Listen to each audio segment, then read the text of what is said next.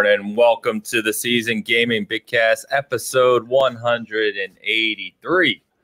It is a lovely December morning here. We are less than 2 weeks away from Christmas. It's kind of crazy. I don't know what's going on. Dan is in the festive spirit, I see. Always Christmas. So I am your host, Ainsley Bowden, joined as always by Mr. Dan Master Chief himself in the holiday spirit. Good morning, man. That's right, buddy. I'm here. Ready to go. This is the first time what is your problem now? I was just gonna say I'm proud of you. This is the first time I've heard you. Shit. I've heard you say anything positive about Halo. I just assumed that you were a hater. When did I ever say I hated Halo? Haloter. I'm just it's your opinions are always so bad. I'm just used to the banner coming out. I'm not arguing that one. It was nice to hear. It was nice to hear. You know what? He's enjoying it too. It's bringing us all together during this holiday season. It's a Christmas miracle, which is just something people say. I think just the cliche you need for this morning. Yeah. Yeah, but great to see Master Chief there in your name, Dan. I'm going to screenshot that so we can save it forever. Yep. And also joined by my partner in crime over there, looking a little tired this morning, sir, Mr. Tie Guy Travis himself. Hi. Yeah, I'm sorry. I am a little tired. I stayed up late working on a video game review, but I finished the review. And so today I'm free to play Halo Infinite probably all day. This is what I'll end up doing. Yeah, which I haven't had a free day to just play the game I want in a really long time, except for Halo Infinite release date, which I took off from all my jobs as a religious holiday to just play Halo. And I beat the game on the day of release, and it was glorious, but we'll talk about that more later. Anyway, nice to be here, McClunky, everyone in the chat, and hi, Dash. Nice to have you. Let's go. And joining us this week for the first time, host of the NXS Cast himself, and a man also using only one name, as you should. Dash. Good morning, sir. Good morning. Hey, Ains, Travis, Dan, thank you so much for having me. Big fan of the show. And, they say, keep your friends close and your enemies closer. And I wish I could actually be even closer to Travis here. We could just swap me out with Dan. This man been watching you guys, like I said, big fan of the show. And this man's been disparaging Bloodborne, but not on my watch, Travis. Deserves it. Deserves it. It's nice to have you, man. It's funny. I think Travis, well, you can correct me, Travis, but it's not that you hate Bloodborne. It's that of the Souls games or the From games, you think it's but people act like it's the best one, and I'm like, it's clearly the worst one, but it is still a great game, but it is the worst one. But it is. I'm not actually done with Dark Souls 3 yet, but I was playing through that. I'm like, man, Bloodborne fathered this game. It's just like all the inspirations, all the good things of Dark Souls 3. It's like, we'll take some of the things from Dark Souls and take all the great things from Bloodborne and try to do a decent and job make a better game. You're right. Yeah. It does play hella smoother though. It is very smooth and it is very nice to play. I will say that. Yeah, I definitely remember all the parts of Bloodborne where there were like classes in it, and the game just wasn't a glorified hack and slash that could be beaten in an afternoon. Yeah, I remember. Yeah, definitely. I know. All right, sounds like we need to have a separate conversation on that. But regardless, good morning, everyone. Thanks for joining us. Good to see people in the chat, nice and early. Anyway, today we're going to be talking about. We'll be talking a lot of Halo. I don't know how much. There won't be any spoilers, so don't worry about that. But I want to get into kind of campaign thoughts, especially. Dash, I don't even know off the top of my head how big of a Halo fan you are, if at all. Maybe somewhere between Dan and you guys. Okay, that's a big gap. That's quite a gap. That's quite a gap. That is a that is a broken Zeta ring gap. Gap there. I will say that if there was any game that could be known as a killer app, it's always been Halo for me. That's been the one game that's made me buy every single Xbox since the original. So that's my favorite Xbox game. But yeah, I watch. You guys talk about it. I watch your Halo roundtables that you guys have. I watch you and Mo talk about it. I'm like, yeah, I'm nowhere near that, but got a lot of love for the series. Okay, cool. So that'll be good because it seems like we have some wide perspectives there. Then we're also going to talk the Game Awards. We'll go over kind of all obviously the game reveals, Game of the Year category, things like that. And of course, most anticipated for 2022. It's coming up late in the year, so next week's show is going to be a little different from our normal show, and we're not doing the show the 26th. So really, this is kind of the last normal kind of Bitcast for the year. So it'll be fun though. But let's go before we kind of do that. Dash, I want to talk a little bit about you because I only met you relatively recently. And, you know, it's been great getting to know you and the guys over at NXS, and you guys started your own show relatively recently as well. And so I just love seeing that because I love there's a lot of gaming shows nowadays. I mean, a lot, especially in the past couple of years, they've just propped up everywhere. But, you know, quite a few of them just get, as we always joke here, they get too much into the weeds. They get too much into the nonsense. They're very one-sided or, you know, from one angle. And it's great seeing kind of more, for lack of a better word, kind of refined or mature shows. And I feel that NXS Cast is that. And you guys just have a genuinely good time talking about games, which I love. You know, that's what we try to do here. So with that in mind, you can talk about NXS Cast, but also kind of like how long have you been gaming? What got you into gaming originally? And, you know, kind of where did it begin for you? Yeah, I mean, it started with the NES for me, like 1990 NES, and Uncle gifted that to us, and that's probably like the best gift I've ever received in my life, and that was like my introduction to gaming, and you know, really fell in love with that there. But I think my true love for it started with the SNES. I mean, that is the god now console. We're talking. Yeah, now we're playing with power, and that was, you know, just you could throw a dart at the board and hit any like masterpiece game. That you know, PlayStation and a lot of those franchises, third party or first party, are a lot of where my heart is. But SNES is the godfather, god console. So spent, you know, obviously hours playing it, became very passionate about it. It helped, I feel like, even drive my career. I'm a UX designer, UX director, and just like working in the graphic design space and all that. A lot of that was driven by my love for gaming. Actually, we ran we had a clan, and we had I think my first experience with web design was doing a StarCraft website for our clan and everything. So we were really big in StarCraft back in the day. But yeah, you know what? You know, life gets in the way, and I haven't been, you know, as hardcore for, you know, the full, you know, 30, you know, some years. There have been pockets where I, you know, could count the number of games I've completed on one hand in a year. But obviously, with like a lot of people who have started really spending a lot more time at home because they don't have a commute anymore. I had like a 2.5 hour road trip commute for round trip commute for work for about 5 years.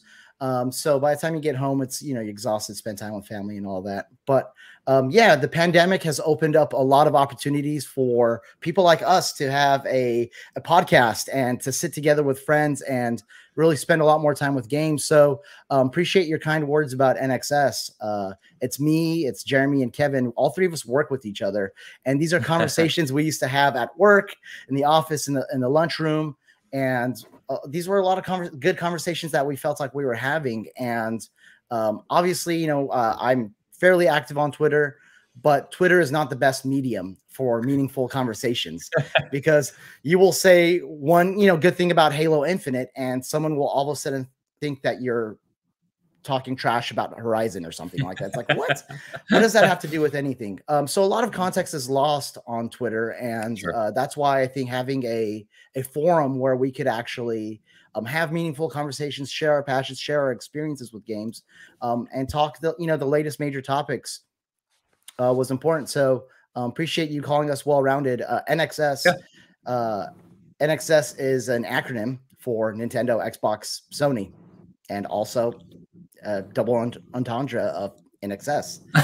So we try to cover it all. We love it all. We enjoy it all, and we have I think we have good chemistry, and we have a great time doing it. Awesome. I feel like Sony got the short end of the stick on that one.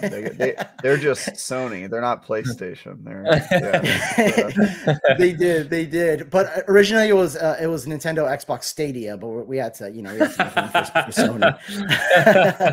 Right, I mean, of course, the big three. The big three. Yeah, I don't know. I guess we could have done like PXN or something like that, but that's felt like more PlayStation related. And I don't know, NXS with the whole, wordplay on excess. Sure.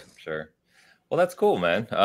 Agree completely on Super Nintendo being one of the GOATs. Always one of my all-time favorite consoles. Just the 16-bit era in general. But I've preached about that many, many times. Sega, and being a Sega guy as well. So go away, awesome, old man.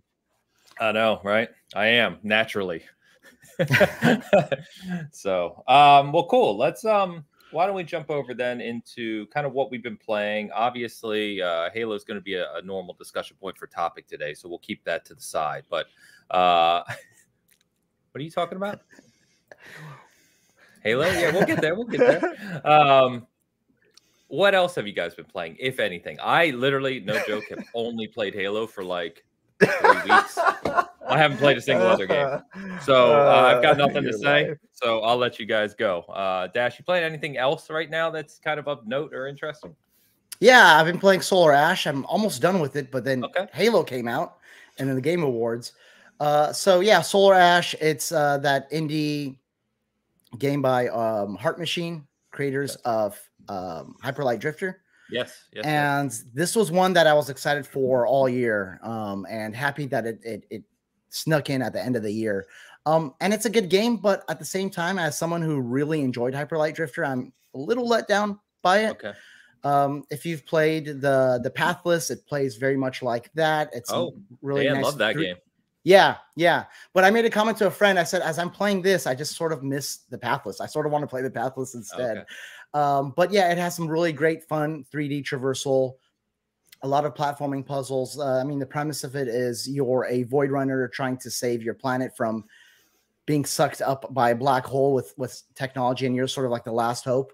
Okay. And yeah, I mean, it's essentially you go from one distinct biome to another. You solve its platforming puzzles that unlocks the boss fight. The boss fight is very much Shadow of the Colossus-esque, where so that's where a lot of those comparisons come. So they're these giant sort of monsters that you sort of climb on the backs of, and you sort of traverse through in this like timed manner where it's incredibly exhilarating. The boss fights themselves are really good, but aside from some of the platforming puzzles, there isn't a whole lot to do in the game, and there is some combat, but it's nowhere near in like Heart Machine's last game, Hyper Light Drifter. So it's pretty light on combat, heavy on platforming. Good game, but I think it's falling a little short for me. Gotcha. I haven't heard much about that yet, so it's good to hear some impressions. I know Dan reviewed Pathless for us, and Dan, you love that game. Yeah. I enjoyed it. I never finished it, but I didn't love it as much as you. But it sounds like a game you might be interested in checking out. Is Solar Ash, remind me, is that did that hit Game Pass? Solar Ash is a PlayStation and PC exclusive. Oh, what? I'm mixing it up with something else then. Okay, no big deal. It's I also really liked Hyper Light Drifter, so I was excited to play this one. But just looking at the reviews, it might be one of those ones that doesn't make the cut for this year. There's too many things I gotta finish before the end of the year. So. Yeah, no doubt. Dan, you play anything good, man? Mostly Halo. Yeah, I played. So I tried Mortal Shell. Lasted 3 minutes, and I was like, nope. Because I always think you tried Mortal Shell. What a weird game for you to try. Why? I was like, because I want to continue to try Souls games to see, if anything ever clicks. This one, that's not the one to try. No, it is the Definitely worst. not. No, but it was free, right? So I was like, I'll just try it out and see what it's like, and I reviewed that one. Pass. Yeah, it was rough. So yeah, that didn't last long. Short of that, I've just been trying to finish everything up, like Guardians and Scarlet Nexus. Just trying to, I'm so close to the ending on all these games. I just want to go back and just kind of complete everything. Dan plays Scarlet Nexus. Didn't see that coming. I love Carly. Yeah, I love that game. Bit of a weeb, this guy. We didn't know that. Bit of a weeb. I'm all over the place. I've heard nothing but good things about Guardians. Oh, sorry, Dash. No, I was gonna say you also like Nier Replicant, didn't you? Yeah. Yeah, so that surprised me. Astral Chain was one of my favorite games a couple years ago. It was Dan's all over that. You can't pinpoint Dan. Wow. No. I know we've tried. We made a like game 4 out of months. it. He still can't do it. Hey, I got closer than you. I got closer than you, Ames, in our little game. That was fun. But yeah, there was the short of that. It's just basically been the campaign. So there's really not much, I think, coming out until really February that I'm really looking forward to that much. So it's probably going to be this, and then going back and finishing most of my other games that I'm struggling with, and definitely not Mortal Shell though. That got deleted immediately. It's a decent game. Not even close. It's okay. No. It's nowhere near counterpoint from somebody who actually plays the Souls games, but it's I think it was an indie developer. It was like their first game they ever made. Pretty good, yeah, pretty good. It was a good first effort, yeah, and it's optimized on Series X now, and it runs really well. So yeah, got some DLC. The idea is really cool, being able to change character classes on the fly. Yeah, it did some interesting stuff, I thought. Yeah. Travis, you want to talk about this?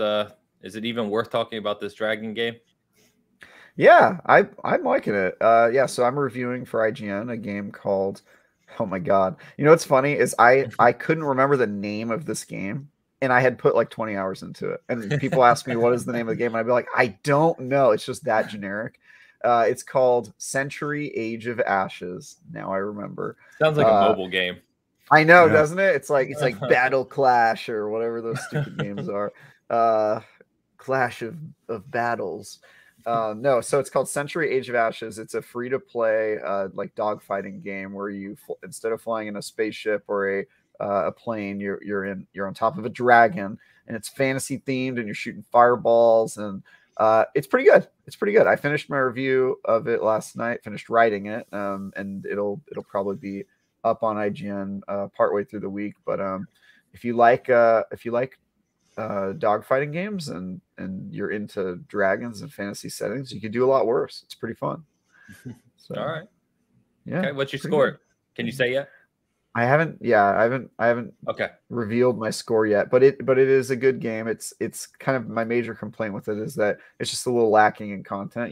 It's only got I think it's got like 4 maps and that sort of thing, but they're just getting started, and they're preparing for a console launch next year, and it's going to come to Xbox and PlayStation with crossplay and cross progression on with the PC platform. So I think it stands a chance if they build it up before launching it to consoles of being kind of one of those games you come back to when you want a little bit of a fast-paced flying dragon action, but something different. Okay. Yeah, something different. Cool. Scalebound. It's a Scalebound replacement. That's what you should put as your tagline. Scalebound's back. I mean, I wish Scalebound was a thing. What a game. I don't know. That game never looked that great to me, to be honest with you. Me neither. But I don't know what the outrage was about that. Well, dragons. And the developer is very beloved. So it could. We do need more games with dragons. I will say that. 100%, dude. I was like, why isn't every dogfighting game like dragon based? Because like planes are so boring by comparison. I will say this: there's this really cool mechanic in this game where instead of one of the cosmetics you unlock is obviously different dragons to ride, but the way that you unlock them is they give you an egg, and then you have to complete challenges in game to hatch the egg and then grow it from a baby dragon to an adult, and then when it's an adult, then you can ride it into battle. And so like the loop of like getting an egg and being like, oh, I wonder what kind of dragon's inside it, and then you can complete a bounty and it like tears itself out and it's like and you're like, oh, this is sick. I got this little nest with a bunch of baby dragons in it that I'm going to turn into warriors. It's pretty cool. So that sounds pretty funny. Yeah, good morning, AKW Akizi. I talked to Akizi in chat the other day for a little while, and fun conversation, man. Thank you. Yeah, my wife got the booster shot on Friday, and it kicked her butt, man. She was knocked out for like a day and a half. Me too. So. That was exactly how long I was knocked out for, dude. It was brutal. I'm getting it tomorrow morning, so we'll see. You're screwed. I had the Pfizer booster, and I was fine. That's what I'm getting tomorrow morning, so I'm hoping more like you. That's what I got. Yeah. That's what I got. Okay. Pfizer booster. It's people different. I also reacted to the other 2 shots. I always react to vaccines. My body's like, attack. I think I had Nazis in my body. All my white blood cells are Nazis. They're too white. That's the problem. They're too white. They don't like anything.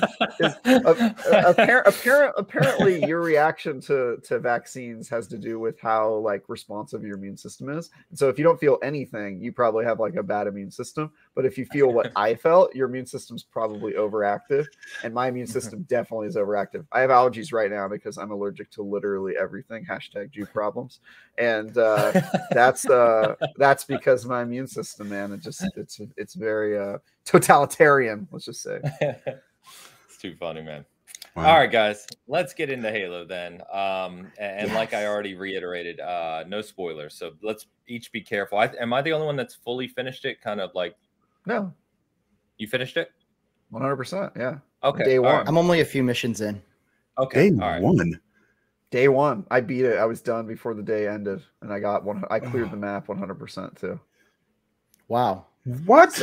Did you slept like 3 hours that day? I didn't sleep at all, buddy. Not sure I believe you what right you gotta now. do. I've got check my achievements. I've got 23 hours in it. Check my achievements, bro. All right. Great. Well, yeah, we'll be careful what we say here. But anyway, so I've talked about this game extensively. This is actually my third show in 36 hours. So I've been doing nothing but talking about the Game Awards and Halo. I'm 3/4 of the way through my second playthrough of Halo, doing the 100% run this time, and reviewed it, obviously. And I've just got an awful lot to say about this game. And I've done all the lore research, and I'm just like deep into this right now. So I'll let you guys start. I'm happy to comment where necessary. But why don't we start with Dan? I'm going to start with you because, as we know, you're not a diehard Halo guy, though you have played the campaigns.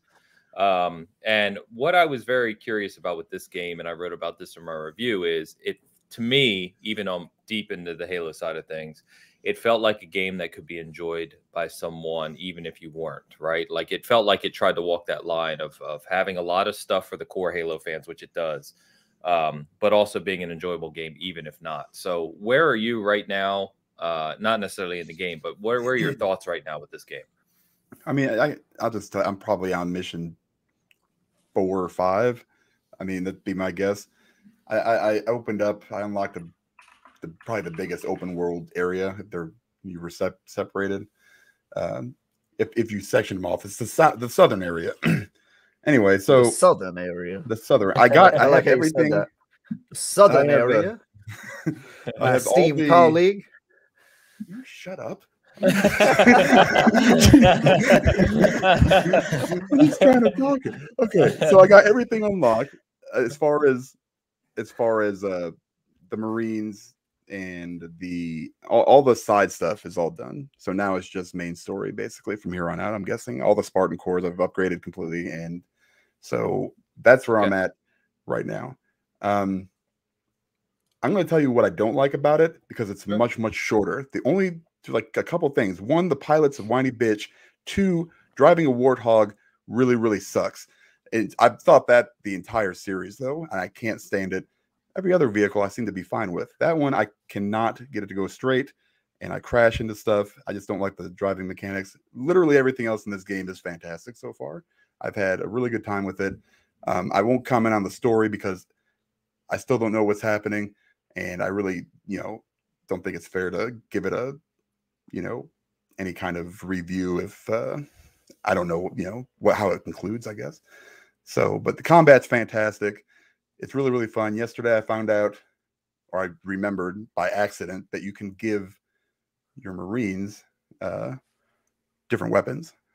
And you can actually load them out with like anything you want, which is awesome. Yeah, you can. Because I had asked you, Ains, if there was a way to pick the different Marines at these bases, right? Yeah. Like, and say, okay, this is, I want to have all snipers or all something else. Well, now I just give them sentinel beams and I throw them on a Razorback and I just go out and melt stuff.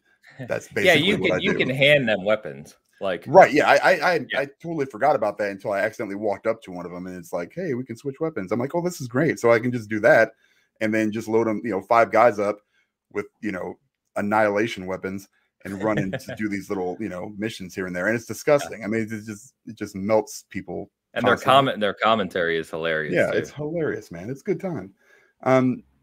Excuse me, but as far as just not from a big Halo fan, I think this is probably definitely a top 5 game this year for me. It's been really fun so far. Without, it's hard to talk really too deep about it. Yeah.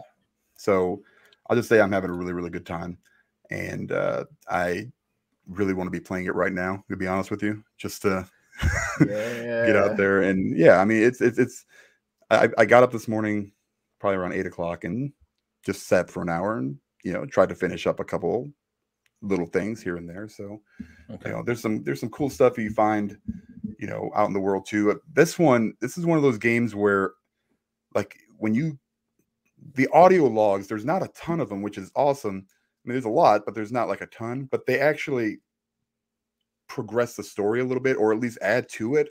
And, you can get into games, and this is more like Prey in that matter, where like all these audio logs, the things that you read, they actually add to the atmosphere and stuff. And they don't overdo it, which a lot of games can do.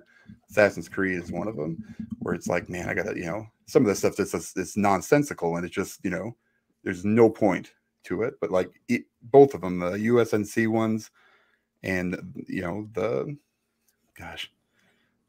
other ones that you find, I can't remember which ones.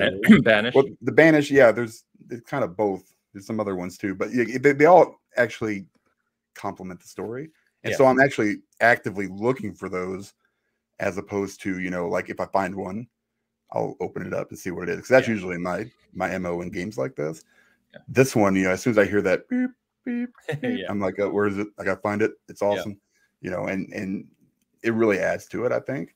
And just enough to where it's like you want to find that next one too. So there's a lot of little things like that I've really enjoyed. I haven't had a lot of those moments that I see, like, clips of, like, where people are like, yeah, I just launched my Warthog up in the air and smashed into a Banshee and jumped off and then like grappled onto this guy and then, threw him this way. I'm like that will never happen for me. Mine is more, I'm just going to roll around the ground and hopefully something will happen, and I don't get killed. That's I've never had a cool moment yet. That's what I'm kind of waiting for. And there's a good chance I don't, because I suck.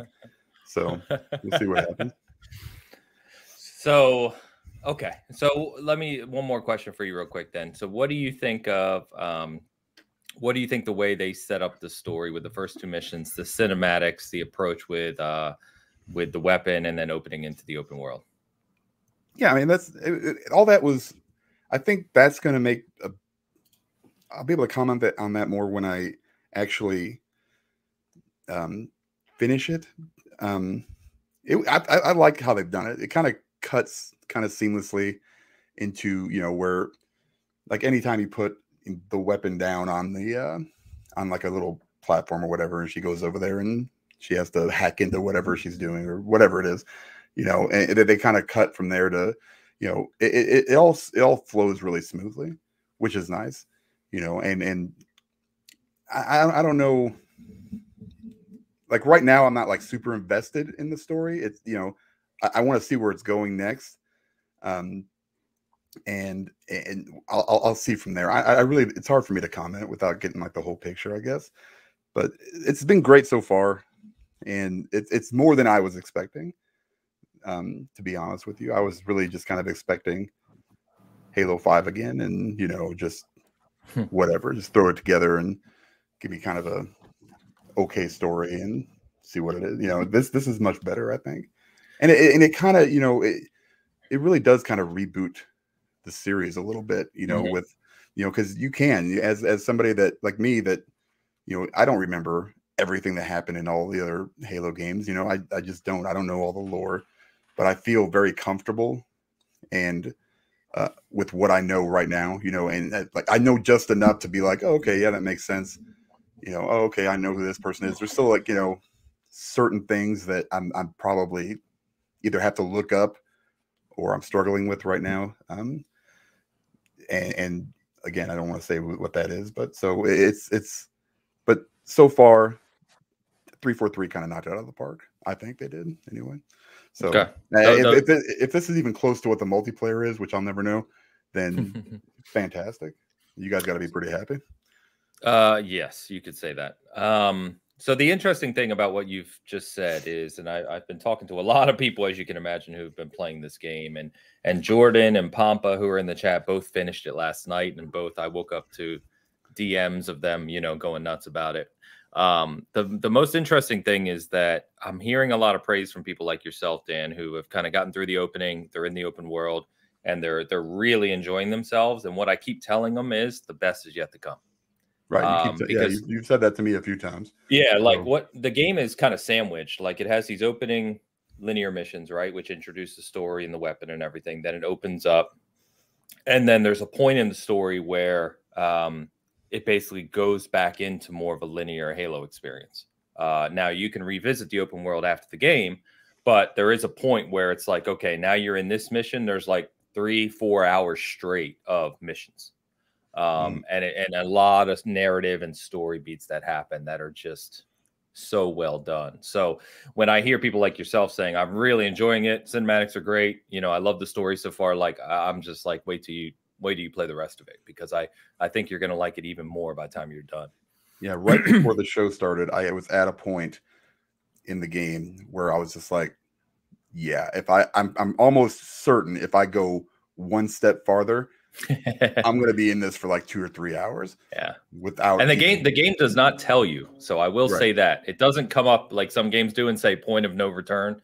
Right. It just kind of naturally, organically flows into it. And it's okay because you can go back to any point on the map. It's not later. No return. That's why. Yeah. It's not like it'll mess up your progression, or if you're trying to achievement hunt or something. But yeah, there is a point where it just becomes narrative. And but those parts that are coming are like, I joked with guys. I'm like, I'm not going to front at all. I got choked up multiple times. Like it's that good. So Ains, I was going to ask, does some of the story beats in the intro missions, do those pale in comparison to what you're just describing right now? Yes. Okay. Yeah. And don't get me wrong. I love the intro missions. I think they're extremely well done. I think what a lot of non-Halo fans are missing, and I had this point on Game On yesterday, is they didn't understand, because they're not really core Halo fans, that the very first mission is set up as a complete homage to Halo CE. Almost 1-to-1. It's done that way on purpose. And then they obviously introduce the weapon, right? Which it's no spoiler. It's in the damn trailers, right? And then it basically opens into the open world. And the way it does all those things is paying homage to Halo CE. And it opens up to kind of the promise of what landing on the Halo ring in the second mission of CE was 20 years ago. And I think people who aren't the core Halo fans are kind of missing that. Like they still enjoy it, right? But they're missing kind of that throwback and what it really means for Halo Infinite as a spiritual reboot. So like I said, I could go on about this forever. So Dash, you heard Dan, and Dan, as we said, is not a huge Halo fan, but has played the campaigns. Where are you in comparison to him, and how are you feeling about it? Yeah, I think, Dan, you made a lot of great points. I agree with a ton of what you said. And yeah, that those intro missions didn't quite do it for me. Like, because I played Halo CE like with my cousins, like when it came out, like co-op, and really haven't revisited since. So like, I don't get like the references quite as much. I will say that prior to last night, I was a little worried about coming onto the show, because I'm like, these guys love Halo, and I'm not sure I'm there with this one yet. But I was at the halfway through, I think, the second mission, where it's opening up into the open world. And yeah, it really changed thankfully for the better. Like the intro missions were great. They're fine, but they did feel like a little bit more of the same of what Halo 5 was, go from point A to point B. And it's like, how dare you compare this? It's been nice having you on, Dash. So I'll catch up with you later. Like linear in that way. Obviously the intro was epic. I'm not going to like reveal any details about it. Obviously that was epic. I love that sequence. And there were moments of it that I thought there were some serious highlights, but really going from corridor to corridor wasn't necessarily doing it for me. Now, as soon as things opened up into the open world and I'm running into things, and the number of enemies they throw at you is just really daunting.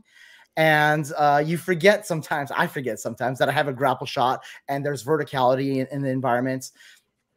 and vehicles and, you know, different weapons you could take. The game is very generous with giving you tools to like blaze your own trail. It's very generous in that way. And I feel like, yeah, there is no, I've heard it in a review where it's like those epic moments come from your experience. And I didn't like quite buy it, but I absolutely buy it now. Like there were plenty of moments where I'm like, grapple shot up here, stick this guy right here, grab this vehicle, take these guys down, melee this person, and just like a sequence, like a really satisfying sequence of things. And it really feels like a war zone out there.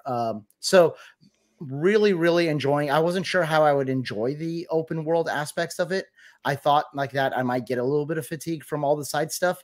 And I thought I might actually be interested in just mainlining it, but quite the opposite has happened. I'm really enjoying.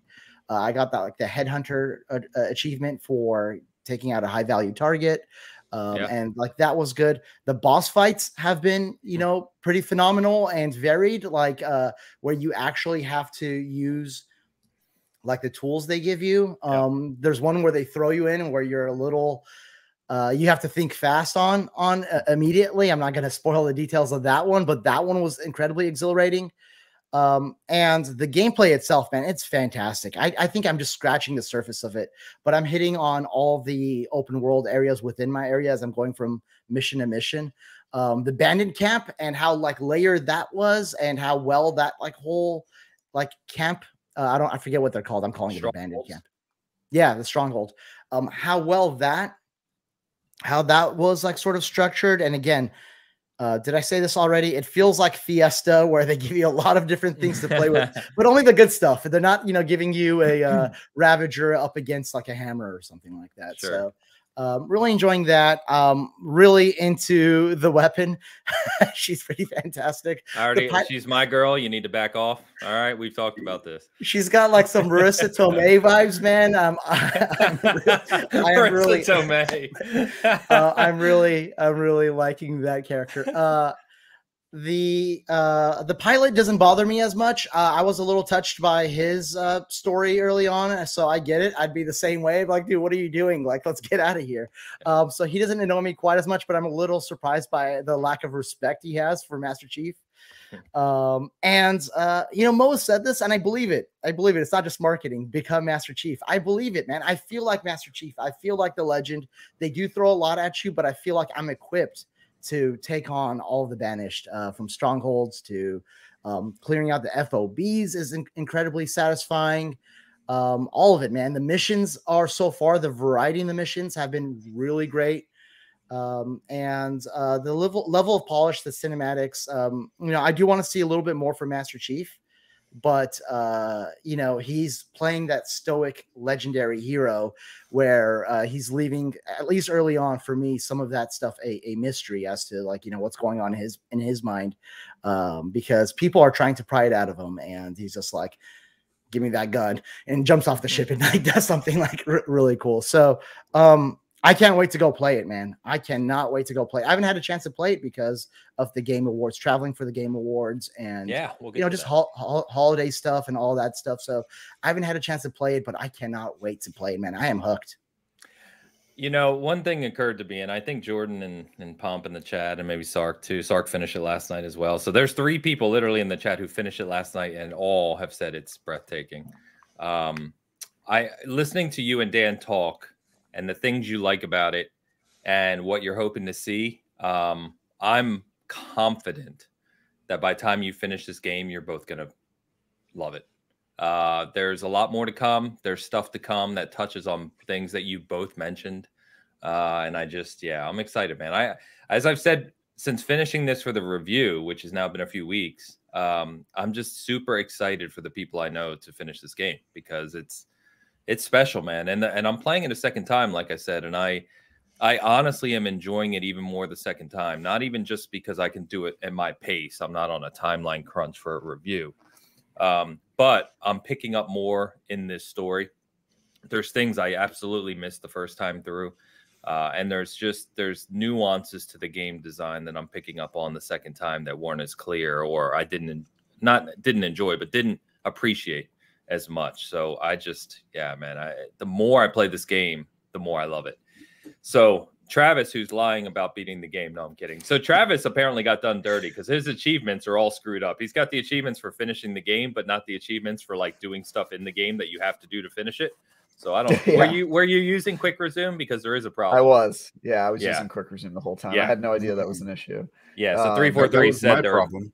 343 said they're got to fix it. It's just one of those things. So, but at least I got the timestamp there, the achievement for beating the game, and which I surprised myself by. I actually got all skulls found on my first playthrough, which was, I've never done that in a Halo game. I always try, but I've never done it. And I think the reason I was able to do it this time is because they tell you which levels have skulls, and I was just like, I'm never leaving until I get that damn skull, like as long as it takes. So, yeah. I beat it the morning of. Yeah. Okay. Yeah. Sorry, I didn't mean to interrupt you. I was going to say that you and I DM'd, and you said some incredibly positive things about this game, and I've heard you say it elsewhere too. And so I think you're on Last Word, when you and Abantus were talking the other night, and I stopped by, you were talking about it, and I think you are higher on this game than I even expected. So let's hear you preach on it. Yeah, I'm also higher than I ever expected on it. I really am. And I mean that. Like, I love Halo, but I'm also a critic. So I'm used to loving Halo and still being able to admit that maybe it's not a perfect game. Like, I felt that way about Halo 4. Loved Halo 4. But, you know, if I was giving it a grade, I'd probably give it like a 7 or an 8. Like, it's whoa. All right. I'm sorry. Hey, the multiplayer, man. The multiplayer brings it down for me. You know, so there's certain things that I am kind of just used to liking that I know critically aren't going to do as well as I'd like them to do. I think Halo Infinite is different from that. People are kind of discussing right now whether Halo Infinite should be Game of the Year, and I'm personally wondering if it's maybe my favorite game ever. I think it might be one of the best games ever made, because I play it and I cannot believe this game exists. Walking around in an open world and still feeling that so unique Halo sandbox and Halo gunplay is honestly, it doesn't feel like it should work.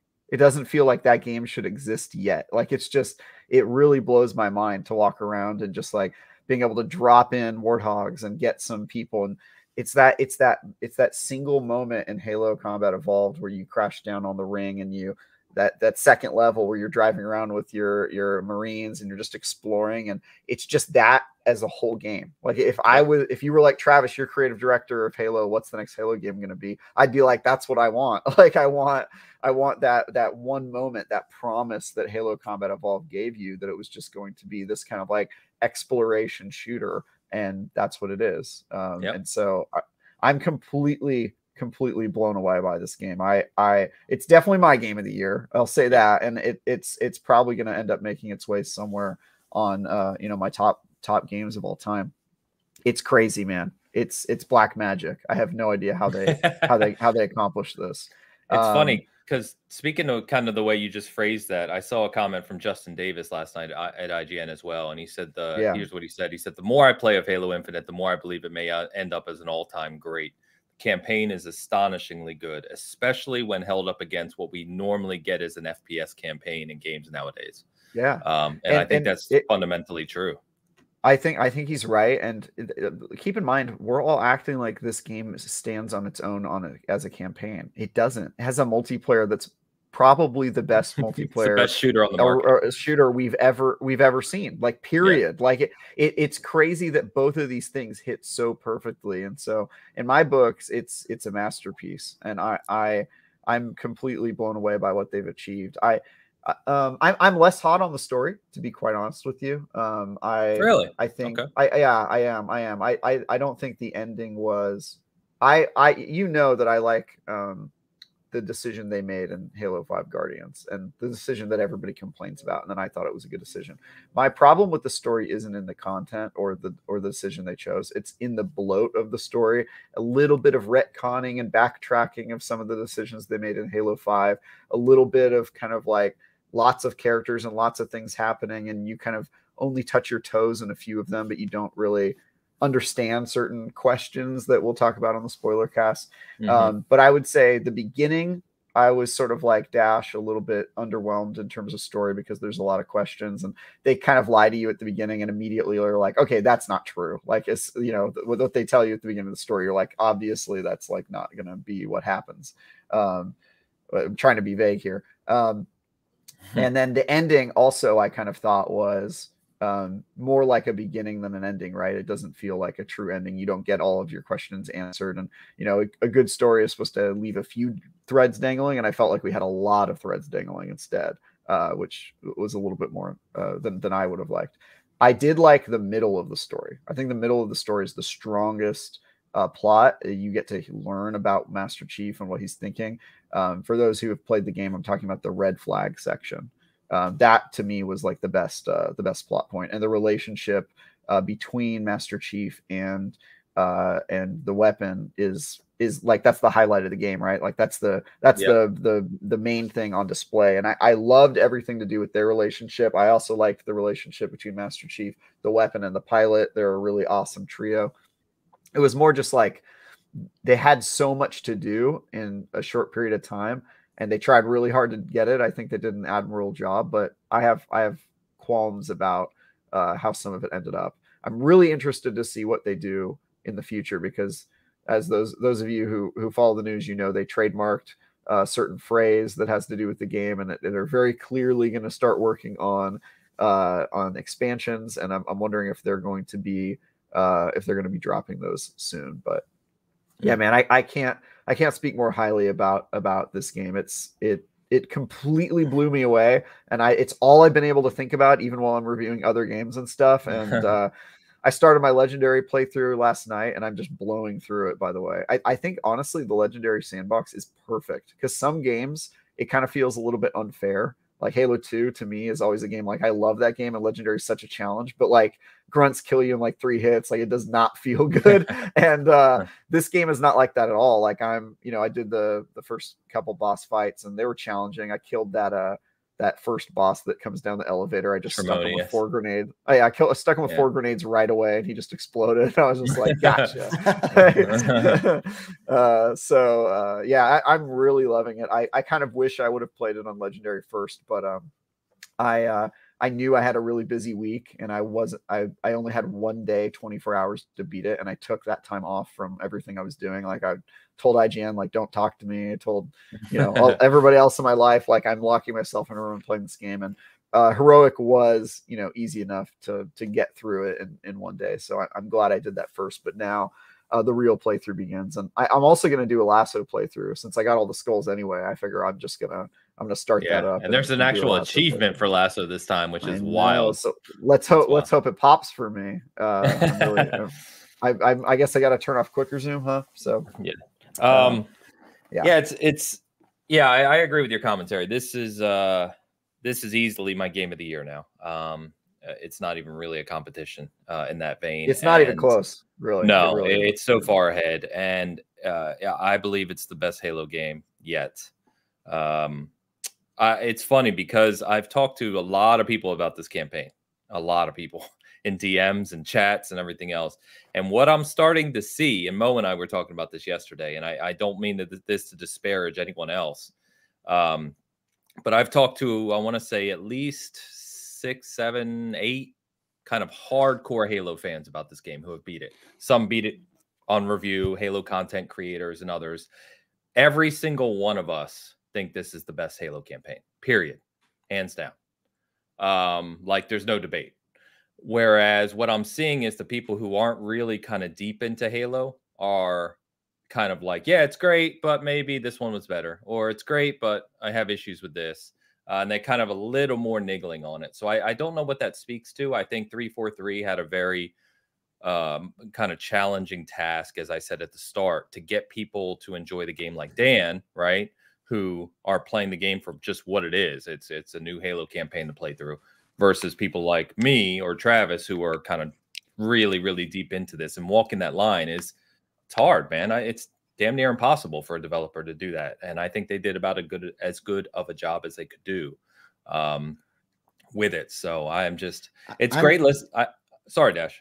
No, sorry to cut in, but I'm really early in, and again, I'm not one of the hardcore Halo people, but I'm already seeing its promise. I'm already having more fun in its campaign than I can remember in a Halo game, and just some of the open world, just activities. So it's hitting like that for me as well. Okay, yeah, and I'm excited. I'm excited to talk to you and Dan here in a few days or whenever you guys finish it to see where you land, because I think if you're this positive about it now, you're going to end up even higher, in my opinion. I think what the open world does well, and we kind of all circled around a bit, is that the open world basically it's not an open world like you think of. Well, certainly not a Ubisoft game, right? But it's not an open world like some of these bloated kind of things. It's like there's certain things in the world. They're all very focused on being Halo. And they're either tied to the story or tied to something meaningful, right? And then it just allows you those Halo sandbox moments. That's all it is. It's a sandbox to have those Halo moments that get wild with different weapons and vehicles and the Marines like Dan was talking about, and just to have fun. That's all it is. And the traversal, the grappling hook is indispensable, right? The traversal is just so much fun swinging around and finding things. The audio logs are brilliant. And if you really, really pay attention to the audio logs, there's a lot of lore there, a lot. The ones at the FOBs, the forward operating bases, tell the history of Lasky and the Infinity, which is a huge part of Halo between 4, 5, and now. The Banished ones obviously tell the perspective of what's going on their side, and I thought they did a really good job, and you guys will see more of developing Escherum's arc through the game and kind of what the Banished are seeing from their viewpoint. There's even some really funny ones. There's one in one of the Banished strongholds, which I don't know if you guys picked up on or have gotten to yet, maybe, but there's actually an entire audio log from Yip Yap, who is one of these within Halo lore. He's this goofy ass grunt, right? And he tells his story of like how they're running out of bodies and they don't know what to do anymore. And it's just this really goofy kind of Easter egg sitting in the middle of the game. And there's just so many things like that in the game for kind of core fans. It's just great, man. It's great. Speaking of goofy grunts, I don't know. I never saw this on Heroic. Granted, I blew through that game, but I never saw it on Heroic. But last night when I was playing Legendary, I saw a grunt light both of its plasma grenades like it was going to suicide run at me, but then a brute picked it up and threw him and threw it. There's an achievement for killing it. Yeah. If you kill the grunt that's thrown, you get an achievement. While it's in midair. I think I waited for it to just land. I don't know. I don't have it. I don't have it. I saw that happen and I was just like, what is happening? Like, that is crazy that's in the game. So yeah, now that I know there's an achievement for it, I'm definitely going to shoot it next time. But I never saw that in Heroic, but it happened in Legendary, and I was just like, what did he just throw that grunt at me? And he was all mad at him too. You can hear the dialogue. He's like, shut up, grunt, go fight. And he like throws him, it's like so funny. I'm in love with this game, man. I'm in love with this so much. Can I also talk about, sorry, I know I'm probably talking too much. Talk about the Breath of the Wild comparison. Yeah, no, that's where I was going next, because it annoys me. Yeah, and I know it annoys you, but the thing is, I think it's a good comparison personally, because think about it. Like Luke did a thread about it. Luke's thread was sarcastic based on our DMs. He did that on purpose. Okay, but it's true. But it's true. Here's the thing: they're both franchises that felt like they stagnated by having the same formula over and over again. They kind of went back to their roots and reinvented themselves in an open world and doing things that they'd never done before. And they both are masterpiece level works that absolutely nailed the reformat. I don't understand why people are so offended. I feel like the only people offended by that comparison are the people who really don't like Breath of the Wild for whatever reason. But it is sort of a, I'm not comparing it to Breath of the Wild and saying like, oh yeah, they copied that. Like, not at all. They're obviously very different games. One was being developed at the same time as Breath of the Wild, so it's not at all like that. I'm just saying that it's like, you should be happy with that comparison. That's like saying they did it. They found a way to make Halo relevant in 2021 in a whole new way, while still feeling like the thing that you loved to begin with. So I don't know. I think it's a fine comparison. Disagree. Why do you disagree? Why do you disagree? What about that comparison offends you? It's a garbage comparison. It's a lazy comparison. Why? Because so I could go on the rant forever about this. So I want to hear it because I think you have a bad argument.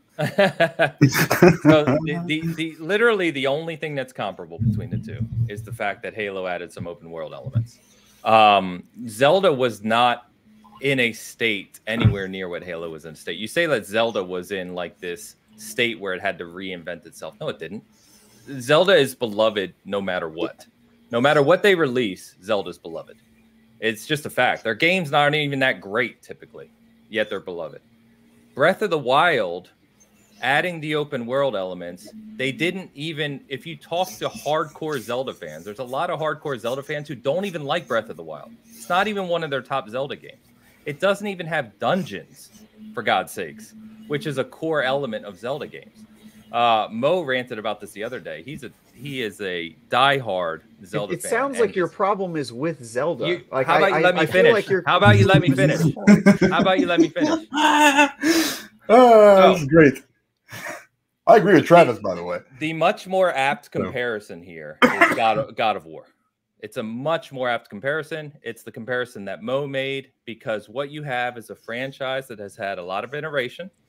It's been around a very long time, and they had to spiritually kind of reboot what that franchise is about, right? You keep the core character. You have this iconic character that people love that you have to focus on, and yet you have to figure out a way to kind of re-engross people in that character and the world. And in doing so, you have to also update the dynamics of how you interact with that character, the relationship with that character. That's exactly what God of War was so successful at doing in 2018. It's exactly what Halo Infinite is so successful at doing now. Breath of the Wild, and by the way, God of War fans champion 2018 God of War, the reboot, right? Halo fans are championing Halo Infinite. Zelda fans talk to a lot of them. They don't champion Breath of the Wild. Some of them do, of course. I mean, there's opinions there. But Breath of the Wild is, when you look at the design methodologies for that open world, what's in it, what they look to accomplish with Zelda and what it meant to Zelda, there's literally no parallels there other than the fact that they added open world elements to what Halo Infinite does to Halo. It's just a bad comparison. It's lazy. And that's why we always see for the past 4 years, oh, this is the Breath of the Wild moment. It's like, God, can you think outside the box for more than 5 seconds to think about a better comparison than stupid Breath of the Wild? Like, it just doesn't. There's no parallels there. Okay. I have now concluded that your opinion is bad and wrong. It seems I knew you were going to say that. That's all you ever say. I listened to your comparison. It seems like your problem is that you personally don't like Breath of the Wild, and so you don't like it to be compared. But the problem with that is that lots of people do like Breath of the Wild, and making that comparison helps people understand the transformative nature of Halo Infinite. Like I said, it's a lazy comparison. It's easy way to describe to people that easy does not mean lazy. Comparing one game to another game helps people who are uninformed understand what you're trying to describe. It's one of the main ways that you do it. It's one of the main ways you convey it to people in writing reviews. Like saying it is lazy is just because you think that you know more about Breath of the Wild versus God of War or what all this other stuff is. But the point is that when I say it kind of is like Breath of the Wild in that it kind of changes the nature and stuff like that, to somebody who really likes Breath of the Wild, they immediately go, oh, I understand what you're saying. I don't know enough about Halo, but now you've got my interest and that sort of thing. So like, because it's the easy comparison. So you're literally preaching what I just said. Is it? No, I'm not, because your point, my point is that saying it's lazy is a completely pointless accusation, because is it lazy to describe something in the most efficient way possible? Is that lazy, or is it just efficient? Is it efficient? Do you have a problem with efficiency? Do you try to find synonyms for everything so that you can avoid? I'm just listen, man. I'm about to take some medicine. This worldview is absurd to me, Ames. Why wouldn't you choose the most approachable description? Because because it's the easiest comparison to someone who's naive to Halo. You just said that. You just said it's the easiest. I didn't say you said easy. I said it's because it's the fastest way to compare. It doesn't mean it's the best way to compare. That's the most simple. Better than God of War. I will say that. I don't like the God of War comparison. I don't like the God of War comparison either. No. Yeah, it was honestly a reboot in the character. Yeah. And I get, like, I like Breath of the Wild, and I'm not Halo isn't as precious to me, but that comparison doesn't offend me. I don't really see it. I didn't get Breath of the Wild vibes at all from, like, okay, now emerging into the open world and all that. I didn't get that as well, but I sort of see, but so, not to interrupt you, Dash, I want to let you continue. And Cool Kill just said it too. All you guys are focused on is exploration of the world. And what I'm saying is there's much more nuance to what was done with Infinite than just saying it has open world now, like Zelda added, so now we compare the two. Like, no, there's so much more dynamics to it than just saying now it has an open world. They're different games, but why would you get so mad at a very useful way of describing the game to people that aren't part of it? I'm not mad. I just think it's a bad comparison. Anyway, Dash, go ahead. I think it's a stale comparison because people use that comparison for literally every game. They have two buttons. It's Dark Souls and Breath of the Wild, and they like when they want to reference something, and those are the two ones. So I think there are other games that you could potentially reference. I could sort of see it. I went back. Jeff Grubb, I think, was one of the first ones that made the comparison, and I could see, and I could see why he made it. Though I just think that I'm not sure it does Halo Infinite justice. I'm not sure that's the comparison to sort of lead a headline with or a tweet with, because that hasn't been my experience so far. Well, you do got, degradable weapons, melee weapons. So, there is that they have in common. Yeah. I don't know. We don't have to keep going fantastic. On. I love when we get into these debates. I don't know. I just like sitting here and like watching, like, you guys just go at it. It's like, I mean, I got my Reese's Pieces. I'm just sitting here relaxing. It's fantastic. What's your giant bag of popcorn? Let me chime in on this one real quick. People who don't like Breath of the Wild are the same people that go to barbecue joints for side dishes. It doesn't make any sense. Now, that's okay. That's totally fine. All right. But the God of War comparison, I have the same relationship with the God of War that I do with Halo. Right. Like I didn't really care so much. I played all the series, what I could, and I went back and played a bunch of other ones, and it was good. And then the new one came out, and I kind of have this, a same feeling where it's like, oh, hey, this is good. But the leap that God of War took, I think, with the new release right now, and this is where I'm at in the story, was so much more significant than what I've been playing with Halo. But I want to finish the story.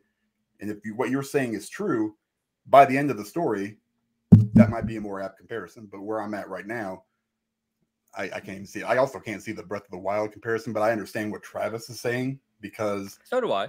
Yeah, to a certain extent. I love Breath of the Wild though, so I'm not going to get into that too much. I think people give it a really bad rap for some reason, when it actually did a lot for different I think aspects of gaming. It wasn't like if you look at it right now and you go, oh man, it's compared to some of these other set pieces that we have out there, it's maybe not as good, but I think it paved the way for a lot of other things. You guys, anytime you guys want to do this, just let me know so I can get myself, I got some Ritz crackers over there, some chocolate covered pretzels.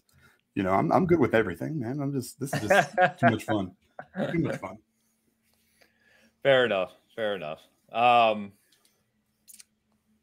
I was looking through the notes to see if there's anything I wanted to touch on Halo. Is there anything else? Go ahead, Travis. Yeah, I was going to say the one thing aside from story that I thought could use some improving is area variety. The critics who said that they were afraid that every area was going to look the same, they were right. And I thought they were going to be wrong just because I played other Halo games and I've seen like snowy areas and desert areas on Halo rings. But no, they were right. The area variety is extremely limited. It's pretty much just wooded areas. I will say I did. Yeah, I didn't really notice it while I was playing, to be honest with you, because I was just so infatuated by it. And I was just like, I can't believe this game exists. So blown away by everything else, I didn't really notice it. But then afterward, somebody pointed out to me, and I was like, oh yeah, there really isn't a lot of variety, is there? So I don't know if it's exactly a knock on it, but I do hope in future expansions, as they add new areas, maybe different sections to the ring, or if they're going to add completely different locations altogether. I'm not sure which way they're going to go. I hope they'll inject some variety, because it was pretty run of the mill in terms of the area design. There wasn't a lot of different spaces, different biomes. Agree. It's that's one of the few things I called out in my review as what could be considered as a criticism was biome diversity. Yeah, and I think it's fair. Yeah, you're right. They have talked about adding a weather system kind of engine to the engine, where weather systems would move in and out, which would be really cool too, to see that in a Halo game. So yeah. But anyway, all right. So more on Halo. I'm interested, Dan, definitely when you finish it, DM me. I'm interested to hear your thoughts and kind of continue that. But for now, we will move on from Halo. I have talked a lot of Halo, and we do have a spoiler cast coming, by the way. Probably, if not late this week, the week after. So we'll, some of this crew and a bunch of the people like our roundtables before, we'll talk through really all the cool story elements, what's to come. There's a lot of the legendary ending is unique again. So when you finish the game, don't advance the credits, watch through the credits. There's a scene at the end, which is critical to the future of Halo. The legendary ending expands upon that more, which is very interesting. And there's already kind of Halo lore masters that have broken down what the legendary ending means. There's a fantastic 15-minute video that I watched yesterday, which is just blew my mind as to what's coming. I know what's coming. I haven't watched any videos, but I kind of pride myself as a Halo lore master myself, and I was like, I know what they're about to do. So it's wild. Crazy. It's wild. So so you have to beat on legendary to get like the true ending? No, the ending's the same. Okay. All games. And then after the post-credit scene, there's a post-credit scene. Sure. The post-credit scene on legendary has some additional commentary with it. Like the post-credit scene on like from the developers? No. The post-credit scene is just a scene, like it's a cinematic, right? Right. Yeah, and you're like, oh shit. Yeah. Right. Yeah. Mm-hmm. The legendary one actually has like a voiceover on top of it, within the game, within game characters. Oh, okay. And it adds a lot to it. You would have no idea what they're talking about. But this is good. Yeah. The screen goes black and they say it's not a lake, it's an ocean. Don't very similar. Very similar, I think, endings. Oh, really? Okay. Yeah, that statement has actually it's not a lake, it's an ocean. I say it all the time. I don't know why that statement stuck with me so much, but I say it all the time for stuff because it's like, to me, the ultimate like vague Twin Peaks ending that never gets explained. I've been waiting for them to explain it for so long. I'm so glad Alan Wake 2 is announced. Anyway, maybe that's a good segue. That's where we're going. That's where we're going. Yeah. So we're going to the Game Awards, and it was a perfect time to have Dash on because Dash was there. He was just a few rows from Mr. Joseph Ferris himself. And looked like a great time, Dash. So let's touch on the Game Awards, and I really wanted to first start with kind of our overall thoughts. So I missed one comment I wanted to call out real quick. Damn it, I'm sorry. I agree with this. I gotta say Escharum is my favorite villain in Halo. I agree, by the way, to date anyway. So that took us way off track. That was a terrible segue, so I apologize, but I wanted to mention that. All right, Game Awards. So overall thoughts, Dash, I'll start with you because I want to get your perspective as someone who was there, and knowing how long this show was. So I'm sure it was a pretty long evening, and the fact, we obviously at home didn't really know what was going on in the arena during all these ads that we kept getting and everything else. So how was your experience? How was the night? What are your overall thoughts on the show? Yeah, so I was fortunate enough to get 2 tickets. So Jeremy and I went, and the way we got those tickets was Jeff held a number of sessions last year for the digital Game Awards that they held. And they were like feedback sessions. They were Zoom sessions. So I attended those, and he surprised a lot of fans with tickets. So really fortunate to grab those and really just be a couple hours away from the show. The show itself was great, but what you see is what you get. This whole time I thought that okay, it's a 3-hour show. They're going to have Norman Reedus and Hideo Kojima sitting there, right? There's got to be some other things besides like the Clash of Clans or League of Legends ads that they have in between. They got to like entertain the folks that are sitting there with a little bit more. I thought the in-person event might actually, some of those awards that they just cruise by. Yeah. I thought those were the ones that they actually did at the event and just didn't televise them because of time. That's not the case at all. So what you see is what you get. And in some cases, there were, I thought, no major announcements, but, some of the announcements like Final Fantasy VII Remake PC and so on, we didn't even like really get a good view of that. There was like this giant screen on the stage, and then there was a smaller screen up top on the top right. So yeah, not a whole lot to say there. It is a long show, and I think a lot of people are surprised by that, but they've always been long shows. And I know we could touch on that in a little bit, but yeah, imagine dehydrating yourself so you don't take bathroom breaks because you're like in the middle of the section. Phenomenal seats where they do the interview stage, where Joseph Perez, did the whole Oscars thing a few years back. That was right behind us, and nice. So we were seeing all the interviews. Sam Lake was right there, right over our shoulder, seeing Jeff prepare in between takes. And the guy's busy. But, if you've seen that Dave Chappelle skit of making the band of P. Diddy, he gets carried from place to place. That's the one thing they don't show is that, like, he's done with the segment. 3 guys come, pick him up and take him elsewhere. No, I'm kidding. No, the guy's busy. He's going from one beat to another, one stage to another. The guy is constantly just running around. The guy works hard. He puts on a really good show. And yeah, we were there, it was a masked on event in our jackets. It's a little warm in the theater, elbow to elbow with people in these like tight seats. So people that are complaining about it being like uncomfortable, at watching it from home and it's long or whatever. Yeah, it's a little uncomfortable there, but a great time. Travis, actually, I was sitting next to one of your colleagues, Taylor Lyles. Nice. Yeah. So, I know a bunch of people from the office went, but usually it was mostly people who are in our SoCal office. So I didn't go. But yeah, that's cool. But it was a great event. We saw, it was great to, again, Joseph Perez was a few rows up. We were in his section. The Forspoken actress was there. The GTFO developers were literally right in front of us. Can we talk about the Forspoken actress for a little bit? Yes. Yes, I saw her. I'm like, oh my God, are we underdressed? I'm in a t-shirt and a jacket, and she's in this beautiful golden dress. I'm like, am I underdressed here? Yeah, she's fantastic. Oh man, yeah. Great in-person experience, and I'd love to do it again. That's awesome, man. That is awesome. How was Taylor Lyles, by the way? How's she doing? Great. She was awesome. It was great watching the show with her, and we were commenting, we're like, what's this trailer going to be and all that. I think it was a great conversation. Nice. That's cool.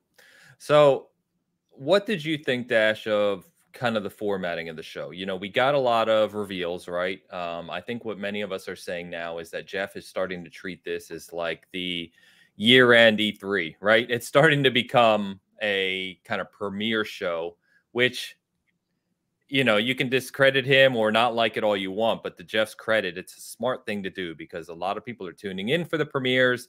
E3 is and all these other shows are in summer, and the game industry is so big now, in my opinion, that there's lots of room for a second kind of 6 months later, right? A show to really show what's coming next year and beyond. And he's turned it into that, right or wrong, whether you agree or not. So we got a lot of premieres. There was less focus on the awards. And at least for us at home, there was an awful lot of ads and kind of filler, right? So what did you think about the show formatting? What would you kind of like to see? Did you enjoy it? Are there changes you would like to make? Yeah, there'd be changes I'd like to make. And so I think it was the best game show in a long time. In terms of breadth, I think maybe the Xbox one could rival it from earlier. And in terms of bigger announcements, I think the PlayStation one probably has it, rivals it a little bit. But I think it was the best show in a while, despite the fact that it was bloated and there was a ton of fillers. So all those ads that you guys are seeing on TV, we're seeing those same exact ones. Okay. And you could sort of feel the energy wane a little bit. Like, you know, as I was sitting next to Taylor, we were like really excited in the first like hour and commenting on everything. What could this be and this and that? And you could see how like as time progressed, like my energy, at least, it's like less and less of that. It's like, okay, checking the clock. You're like, all right, yeah, there's Among Us that they're showing. There's a lot of stuff that I feel like obviously could be cut. And I just wonder from, you know, obviously there's placements. There are developers that can't even make the main show, and they either don't get included at all or just do the pre-show. But there's a reason why it's that long. And I think it's a very expensive, the production value of it. And you go in person, it's a very grand event. And I think those pay the bills. I think those ads and all those obviously pay the bills. So I'm not sure what the solution is there, because when you're announcing 10 to 15 really big games, like 10 to 15 really interesting games, on top of some of the other like B tier stuff like Dying Light 2 and Saints Row, and then you got to get the ads in to pay the bills, and then somehow sneak in like 5 minutes of awards. You know, there could obviously be a better balance if money was not an issue. Kill all those ads and get more of those awards in. As he was breezing through the best multiplayer game category and best family, which It Takes Two on both of those. Yeah. And he kept pointing. He's like, all right, congratulations to It Takes Two. There's Joseph Perez. He kept pointing at the crowd. I'm like, it would be a travesty if Joseph Perez, in his best shot to win the award in a year, doesn't get up on stage for something. At least. So pacing was off, but the first half, they hit us with big moment after big moment, and that was exciting. Yeah, agreed. Dan, what do you think, man? Did you watch it? Because I know you were DMing me. I don't know if you actually watched it or not. Yeah, I let it go like 45 minutes, and then kind of what sometimes I do with football games, so I don't have to worry about commercials and crap. I just let it go a certain amount of time and just start watching it, and I just watch what I want to watch. I thought it sucked, to be 100% honest. The first like two, like the Star Wars game and Hellblade, I was like, man, this is going to be an amazing show. And then I got the rest of it, and there was literally nothing I cared about. I mean, Horizon, I've seen enough of it, don't care. You know, it's coming eventually. Everything else was either a horror game, a co-op game, or a multiplayer game, or some kind of combination of the three. And I was just like, oh, hey, you know, we can Alan Wake. This looks kind of cool. Oh, we're going to make it into survival horror. Well, go fuck yourself, because now I can't play it. So it looks amazing. But it just, that, I don't know why it was all horror games. That's all it seemed like to me. Or Elden Ring, which I can't play because I suck. So, I mean, for me, personally, I had zero interest in it. Imagination Dragons, or whatever they're called. Sting sucks. He was never good. I don't know why people like him so much. I mean, last year's, I think, was better. And it wasn't all digital. He wasn't there, was he? Wasn't he? It wasn't a live show, was it? They had a stage presence, but no actual audience. Yeah, that was audience. No. That's one, which the last one that was really, really good was when they did the Series X thing, you know, when they announced it. Wasn't that when that was? Are you muted? I can't hear you. I can't hear Ains. Ains is muted. Yeah. Sorry. Yeah. 2 years ago. Yes. Yeah. That was the 2019 show. Yeah, that was a good one. Last year was all right. This one, I was just like, literally, I was just like, excite me. Give me something really exciting. But it was a lot of that, and it was a lot of ads for mobile games, a lot of Nintendo ads. You know, there was just, it was ads everywhere. I think you sent me something from like ad blocker, hard drive did that. Yeah, watching this show with ad blocker, cuts it down to 7 minutes or something like that. And that's probably 100% true. I'm happy for Joseph Fares though. I mean, that's awesome. I mean, the guy. I mean, reveals are also ads though, if you think about it. They're kind of are. Yeah. It's just I wanted it to be really good. I was really excited because we haven't had a lot of big announcements, and we kind of knew Hellblade, I think, was coming. We had an idea of it, and 100% stole the show for me. The Forspoken stuff. When we saw that, I mean, like we've seen a lot of it already. I still don't know what the hell it is. Looks cool. We'll talk more about individual games. Yeah, but I don't know, man. Like overall, I could have done without it. I mean, it was literally like just an ad fest. That's basically what it was to me. They've all been like that, though. I feel like the format hasn't changed. It's true. I think Travis is disappointed in your opinion as normal, Dan. So we'll let Travis comment here. Travis is disappointed in anybody's opinion that is not his. That's not true at all. I really my problem with your opinion. I agree with them. My problem with your opinions, Dan, is that you only have two modes, which is you either loved it or hate it. There's like no middle ground. Because there's no need for being wishy-washy bullshit. It just, it's not wishy-washy. Some things are just okay and have good and bad elements, but for you, it's either the shittiest thing ever or the greatest thing ever, and that is honestly that allows me to be an asshole. Just to be one way or the other. I don't have to worry about being in the middle of a bunch of stuff. I can just be like, hey, this is how it is. That's true, but it's also called extremism, and it's kind of the reason that everything is messed up right now. And it's one of the main reasons I got into the game industry, is because I thought that it's incredibly destructive how everybody is either one or the other and broken into tribes and all that stuff. And I think sometimes things can just be okay, and you can say, I liked this, I didn't like this, and dive into the nuance. Which is what I'm going to do right now. I thought, they did some good stuff and they did some bad stuff. I think it's weird because all the other showcases in the games industry don't feel as advertised as this one, as like go funded, and I'm not sure why that is, but you would think that at this point in their development cycle that they could create an award show and just have people sponsor it and not put a whole bunch of ads in it. So I'm not really sure what the issue is there. But yeah, obviously that part was annoying. Show was a little bit long, and I hate this. I hate the thing that they do where they say it's starting at one time, but then they start. All right, stop being so extreme. Okay. Yeah. Right. Stop it. That thing where they start at 30 minutes early and then they reveal. They do game reveals and they announce awards before the award show has officially started. Well, that really, really bothers me. Because then they're saying like, oh, these awards weren't important enough to make the main show. And it's like, okay, come on. Real quick, Travis, you got a good point there, because the rest of the show, you only they've got all these awards, but they don't really give time to the developers, right, to get up there and accept that stuff, which is what this show should be about. Is celebrating the industry and the people that have given us this stuff. And half of them are just like, and the winner is Final Fantasy VII, the winner for this one, and it's just like, hey, where are those people? Why not give them some stage time or do something where it's just... I think probably because people are tuning in for the game announces. I mean, that's sure. That was the feedback from the first couple shows, is that they wanted more announcements and big stuff happening. And so I think they've done a good job at that. That really isn't my main point. I mean, the way they use their time obviously could have been optimized. You get rid of ads. That goes a long way.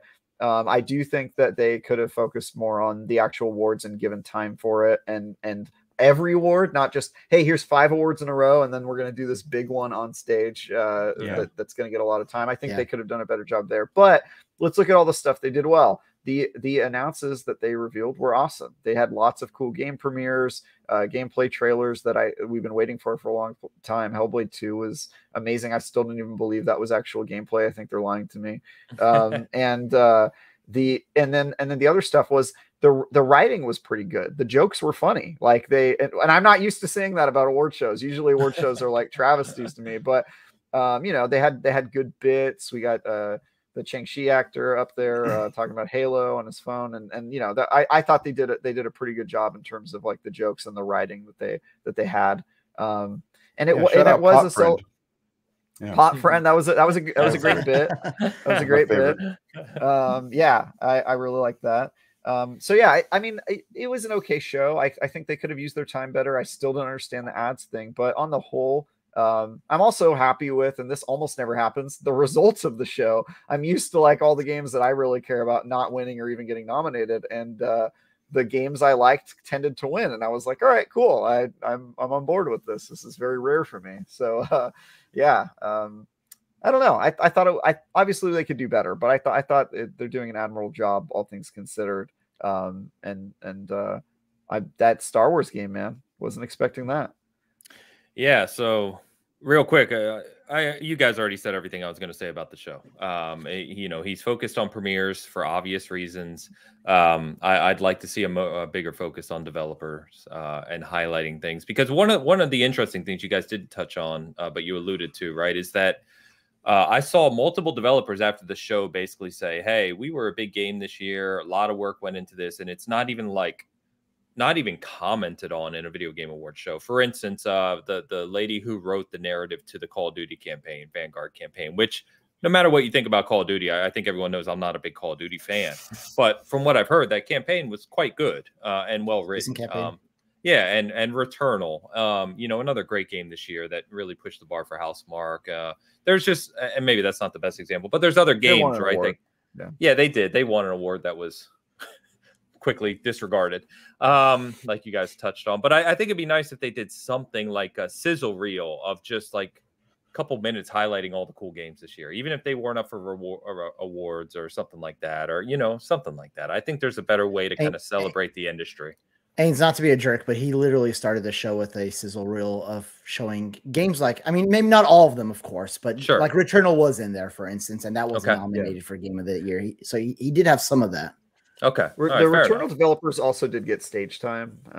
They got to come up and talk for a little bit, but for me, it's more like the categories that they kind of like push out the door, and they're just like, all right, here's 3 awards right in a row that they all did. Or they'll do this thing where a team will win an award and they'll be like, they also won this award, so that they can just like skip over it. It's like, what are you guys doing? Like, just like take the time. It's an award show. We're okay with you taking an extra 30 seconds to just do each award individually, and then maybe if you cut out the ads, you have time for that. But like they gave them only like 15 to 20 seconds for the speech, because all of them said like, oh, the teleprompter is telling me to rush. But to be fair, it's not great. It's not great content to just listing names of people that you want to thank. Like, obviously that's great, but like well, that like Forza Horizon won the accessibility award, right? And the guy was kind of talking about accessibility. He's like, all right, gotta go. And it's like, this is like one of the most important topics in gaming, and the dude's being rushed off the stage. You know what I mean? Yeah, like, but come on.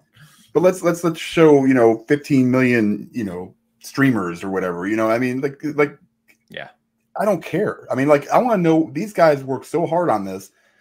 These other guys, they play these people's games, make money from it, but they're given 3 or 4 minutes, where these guys get 30 seconds. I mean, Joseph, he got 30 seconds at the last award. I was like, this is insane, insane. I mean, just please, guys. I don't know if that was his choice or not, because I remember years past, and the God of War team, they had like, it seemed like the whole studio up there, and he had multiple people talking. So I don't know if that was Joseph Perez's choice or if this format changed. They're remote, aren't they? Yeah, I think it's probably isn't their team located in a different country? It wasn't. Hazelight. I think Hazelight is in Sweden, Santa Monica is like right next to the studio or the.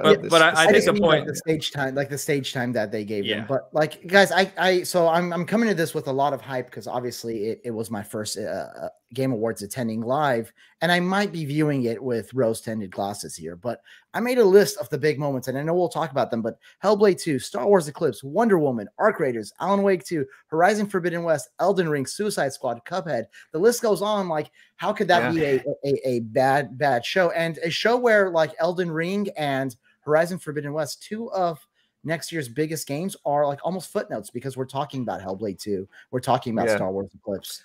I think you kind of made the point there, Dash. Is I think many of us are very hyped over the reveals and the games that are coming, and I love that aspect. And there's a ton of games on this list that you just mentioned that I'm excited for.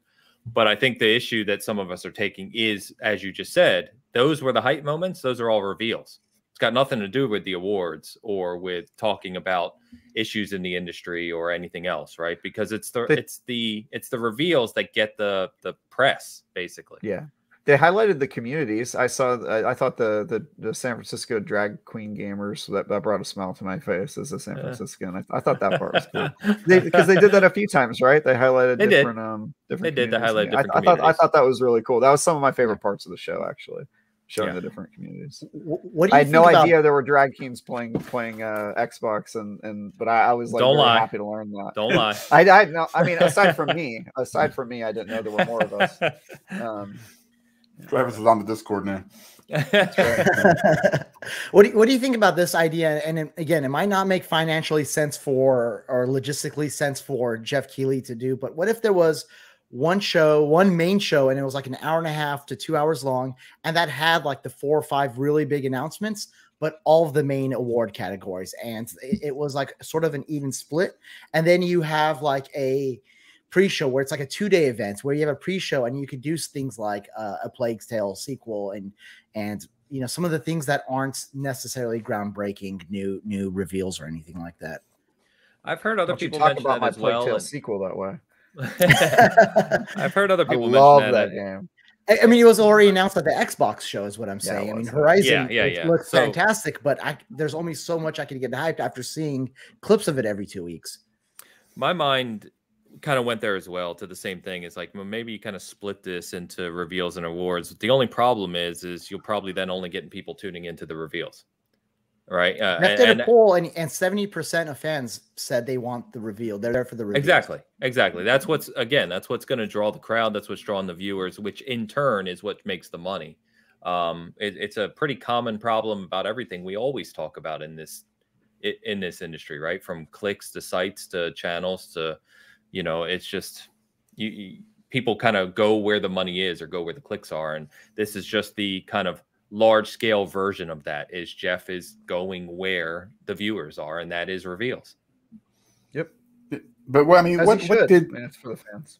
The problem I think I had with it is that a lot of the reveals were just dates. You know, it's like, hey, Cuphead DLC is coming out this day. You know, we finally got a Tunic deal, you know, or release date. We got, you know, the Hellblade one was the Cuphead DLC though. We haven't seen anything from that. They've been working on it for 3 years. That all looks the same. I thought that one was pretty big because no Cuphead disparaging. No, I think it's one of the coolest looking games ever created. I think I really appreciate the work that these guys had to put in to do that, because you know, when you look at the behind the scenes stuff on Cuphead, it's insane. Like just all the hand drawn amazing. You know, but we knew it was coming. We just didn't know when, right? And Elden Ring, we knew it was coming. We just didn't know, you know, or we knew when with that one, but you know. He said before the show we've got 4 to 5 reveals on the scale of Elden Ring. The only one, maybe not even that, because I already knew it was coming, was Hellblade 2. The fact that, you know, that was just mind blowing to me. But like short of that, I mean, there wasn't really anything for me anyway that I was just like, well, this is Elden Ring level. I'm not even an Elden Ring person. Let's go through the games then, and we can see. Let's do that, because that's where we need to touch it. So Hellblade 2, Hellblade 2 is the one that everyone's talking about for good reason. Stole the show. Mm-hmm. Yeah, I mean, it stole the show. It's just mind blowing, as everyone has said. It's the first look at gameplay. Keep me honest here. First look at actual gameplay from a game for Unreal Engine 5 on next gen. Correct. Because we have the Matrix experience, which if you haven't downloaded that and checked it out, please do. It's amazing. It's insane. But that's not a game, right? And there's plenty of games being created as we speak and developed in Unreal Engine 5. But this kind of shows us from a cinematic perspective, from a fidelity perspective, where gaming is going to go. And it was just incredible to see it. And even beyond just the mind-blowing kind of visuals, I really loved personally how they managed to highlight Senua in the trailer, and especially the things that make Senua special, the voices, what was being said to her, what she was hearing, all of the aspects of that Norse mythology, just really struck with me, man. I adored this trailer. I've watched it multiple times now. I mean, that was, it kind of set the bar, right, for like the rest of the show. And maybe that was why I had a little bit of disappointment, because it was such a high bar, you know, just like, man, you just flashed your ace, you know, really, really early there, Jeff. But I mean, I'm totally, worth it, because when I saw that, I was like, if this is what the show is opening with, it's just going, I mean, it's supposed to get better. I mean, crazy. Well, I think maybe, so the next couple of announcements, and guys, you can touch on these a little more, but Travis, you already mentioned this, Star Wars Eclipse. So we get a trailer for a new Star Wars game. It is far and away the most viewed trailer from the Game Awards. Something like 7 million views, and Hellblade's number 2 at like 2 Of course million. It is. Like, it's Star Wars. It's Star Wars. It's Star Wars, right? It's going to get views for people who aren't gamers just because it's Star Wars. Yeah. So Travis, you could talk a lot more intelligently about this, but it's developed by Quantic Dream, Heavy Rain, Detroit, etc. So if it's in the vein of their prior games, we're talking about a more narrative experience than necessarily an action experience, which I like. We can talk about that if you want. In coordination with Lucasfilm Games. Remember, Lucasfilm Games is back, basically. So they're working on this with Quantic Dream. And it is set in the High Republic era. Yeah. It's actually the first game in the High Republic era, and also the first kind of like visual media for the High Republic era. Everything else has been like comics and books, so we haven't seen any shows or movies or anything in this era. So it's going to be like the first full story, I think. Okay, cool. So I think, to your point, Dan, Hellblade blew us away because we got to see it playing. Right.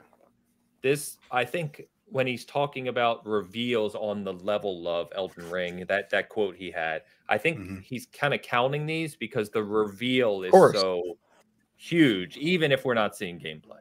Yeah. Also, don't forget the Elden Ring reveal was also not gameplay. It was basically just, hey, they're making another Souls game. Like, that was it. Remember the original one at the Game Awards? It wasn't like we saw like hell of gameplay or whatever. It was just like, hey, it's happening. I don't remember. Yeah. Anyway, anyway, I'm super stoked about. I was like immediately like, oh my god, this is Star Wars. Like from the first frame, was like, this is Star Wars, and then saw the gameplay looks amazing. The characters look super well designed, and then I learned it was Quantic Dream, and my excitement kind of dipped a little bit, quite frankly, because Quantic Dream they sort of haven't made a good game in like a decade, and that's if you like Heavy Rain, which I didn't. So it's sort of a rough situation for them. I know a lot of people love Heavy Rain. I did not at all. I just thought you're muted, Ains, but I'm sure your opinion's wrong. Go ahead and unmute. You didn't like Detroit either? No, Detroit is so bad. I wanted to like that game, but it's just so tone deaf. That's a pretty well regarded game, and yet you're saying my opinions are bad. dude, that game, look it up on Metacritic. It is not as well regarded as I think you're remembering. It's like in the 80s. It is it's in the 80s. I mean, yeah, I guess that's higher than again. That game. Okay, so I didn't finish that game. I played like halfway through it, but the idea of like of white slaves, it was such a tone deaf game. I really struggled with that one in terms of getting through. I mean, these problems have been talked about by other people who are more than me, but like that game did not do it for me. And then obviously Beyond Two Souls was the other one. That one's like kind of like well known as not being good. I don't know. Their games have just never clicked with me. And Star Wars. The thing is, Star Wars stories are pretty difficult to tell. That's why so many people do it badly. The world is incredible, but you have to. The world's greatest advantage of Star Wars is also its biggest disadvantage, which is it's essentially an open sandbox for you to tell your own stories, where the rules kind of don't matter because it's fantasy sci-fi, right? It's space opera, and so you have to build. The story has to stand on its own two legs, and a lot of people make the mistake of thinking, oh, we'll just use the Star Wars galaxy and we don't need to tell a particularly good story because it's Star Wars and that will somehow save us. And it's the exact opposite. Like you really have to be able to tell a good story, and I just don't have a ton of confidence in Quantic Dream's ability to do that. And that's my biggest problem. But if they nail it, I mean, the idea of a fully story focused Star Wars game, like I would absolutely love that. I'm just I'm a little worried. We'll see though. I'm definitely gonna play it. Like, are you kidding me? Like, I'm definitely gonna play that one. Is it Quantic Dream? Quantic Dream makes PlayStation games, right? So it's not going to be on Xbox. Typically, not anymore. I think their partnership or deal has like ended. So I think they've sort of publicly stated that they're going to go multi-platform. Yes, they did. That was last year, I think, actually, Dash. Yeah. Well, I want to make a point about Quantic Dream because I'm seeing it in the chat as well. And yes, they are not known for their action at all. It's all, quick time events. I find some of them very exhilarating, by the way. If you think about going in the opposite side of the opposite of traffic in heavy rain, or the decision of cutting your finger or not, or even the chase sequences in Detroit Become Human. Even though those aren't active action events, those were all like exhilarating moments for me. However, one interesting thing about this one is that the word on the street is that, well, not word on the street. It's actually, they have a new studio in Montreal, I think headed by former Deus Ex guys. And they've stated that their next game, the new studio is supposed to be complimentary and not making another game. So they had stated alongside the Star Wars rumors that this game is going to be more action oriented. They're moving away from their typical narrative driven, QTE driven games and going in a more action adventure sort of route. So this is interesting. This might be it. Okay. Well, that scares me even more. A studio that has no pedigree for making action games and hasn't told a good story in a decade is not. I think that Dash's hope is that the other studio with veterans from games like Deus Ex can. I mean, Ubisoft is bleeding developers. If it seems like, just with all the announcements of them leaving in Montreal. So Eclipse is going to be open world. Yes. Good. I know that doesn't inspire, it's going to be Star Wars' Breath of the Wild moment. Oh no. God. Jib says there's also a High Republic show coming to Disney Plus that will definitely be on our way before the game. Okay. Yeah, definitely. They're building out that era. So for those who don't know, the High Republic era is loosely defined as being 200 years before like the Clone Wars era, right? And so it's at the time where the Jedi were at the height of their power and also were like the most pure. So it's basically like high fantasy, like gallant knights, except for their Jedi, fighting off, would-be bandits and raiders and that sort of stuff. And it has this really like interesting tone that we've never seen in Star Wars before. And it has potential to tell really, really awesome stories. I mean, a fantasy disguised as a sci-fi with all of the things you love about Star Wars in it. I mean, there's just so much potential there. And the books and comics that they put out so far have been really high quality, like a whole bunch of different, really well-respected writers and content creators are doing a good job filling it with stories. So they have an opportunity to tell an awesome story here. I'm really, I got my fingers extra crossed on this one, but man, am I nervous, man. I'm dripping with sweat over this one. So the only thing I was going to say to that, and good to see a bunch of people in the chat. I saw Darge stop by, Bizzle's here. Good to see you guys. The only thing I was going to say is we know that Disney has licensed out Star Wars more, right, from a game perspective. And there's a lot of Star Wars games coming. And I think it's fair to say, like Jedi Fallen Order 2 and all these other games, most of them are combat focused, right? Sure. So my thought was, and I'm not the biggest Star Wars fan. I love Star Wars, but as a casual, if you will. So my big thing was, to your point, Travis, if they can tell a good story and it has a good narrative, which is important, it's critical almost, then I'm okay if this isn't combat focused, because we're going to get those combat games. There's other games for combat. So yeah, I just hope it turns out well. We'll see. Jason, what'd you say? Jason. I don't know what's happening. You don't get that reference? You didn't play Heavy Rain? Oh, come on. I remember at the beginning when he's looking for his kid, Jason. You can click the button to say Jason. It's funny. I played it for like an hour, like 10 years ago. So there's a glitch in that game that somebody discovered where if you do something with the button, like if you hold it like at the end of that thing, he'll just keep saying Jason for the whole game. So you can just go through and he'll just be saying Jason the entire run. It's on YouTube. It is very terrifying.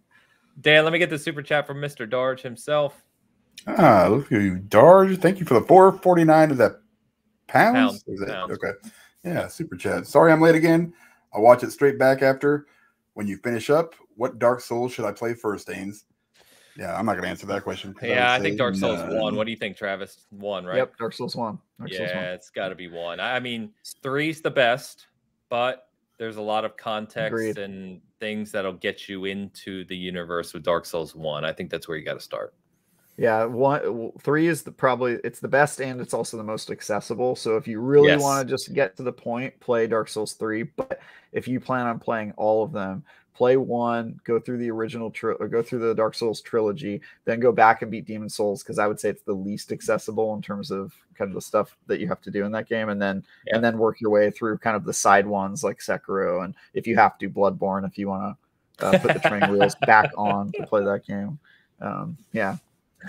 Oh boy. All right. Yeah, I think I'd agree 1. But he's right. If you've never played Souls, you're struggling to get into it, you may want to jump to 3 and see if you can get through that. But if you get through that and enjoy it, go back to 1.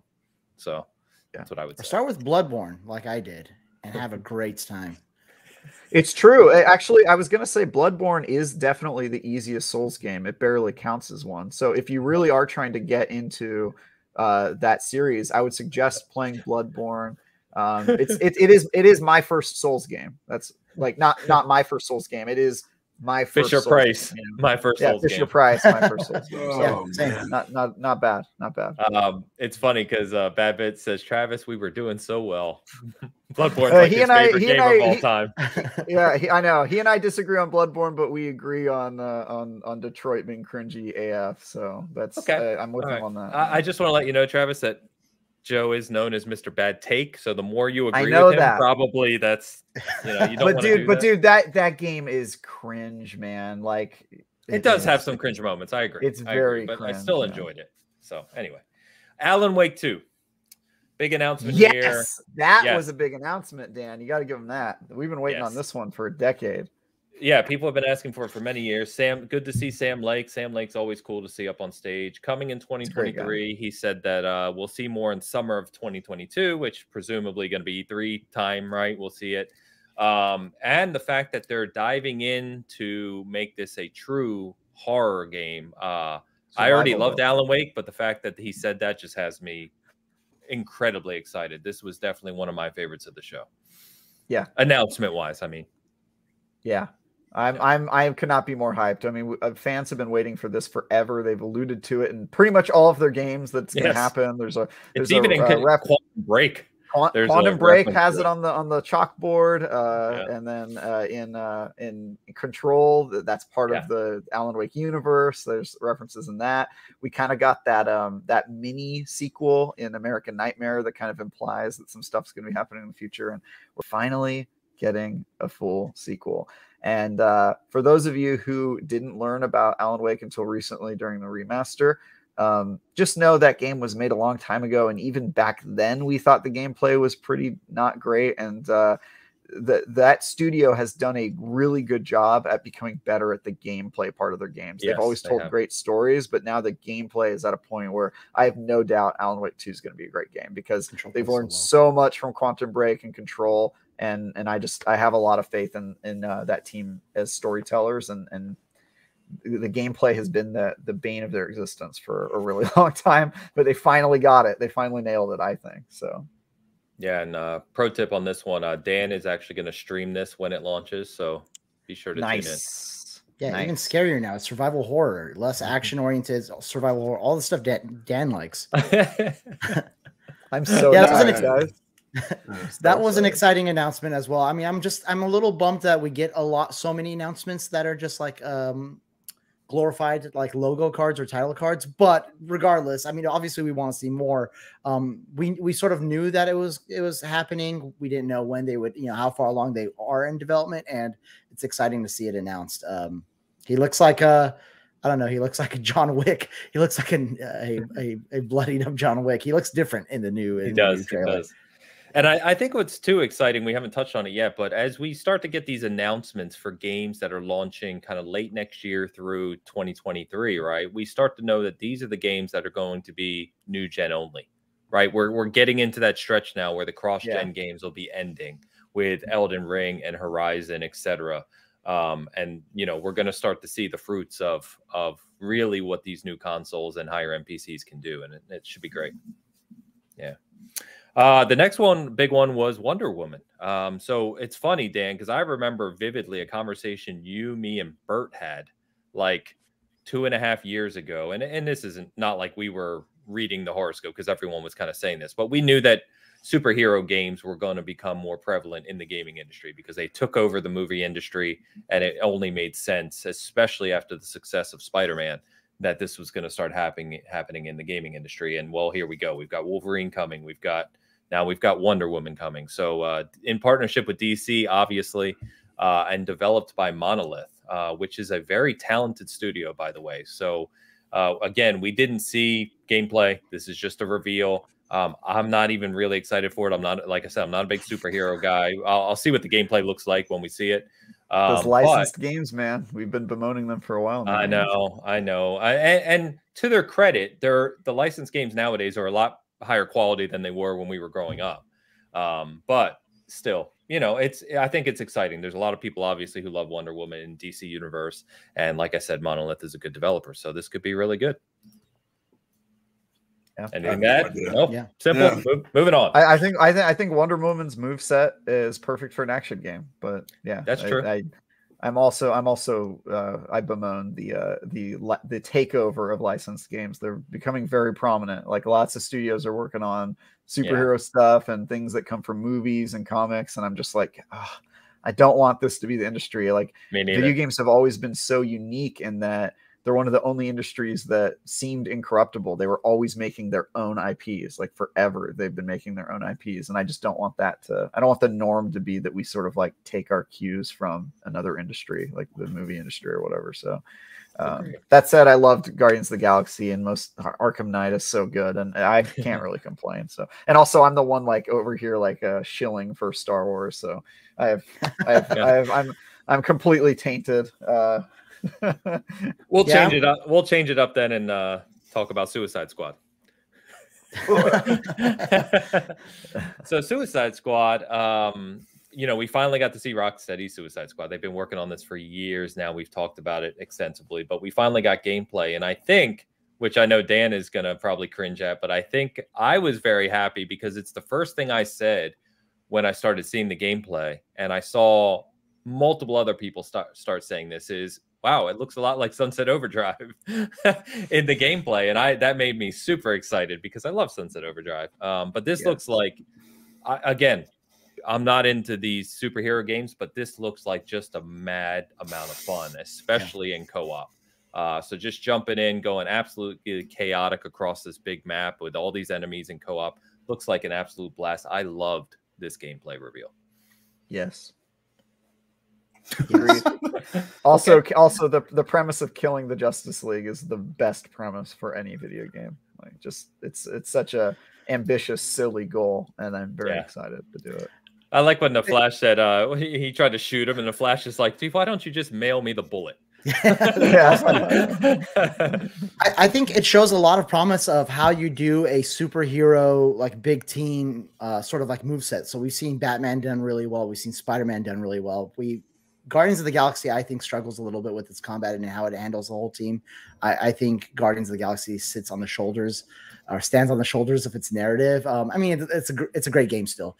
And then obviously there's Avengers, which is a whole other sort of genre. And I think Suicide Squad does a really good job of doing various, move sets and how all the different characters play differently. And it looks like a ton of fun.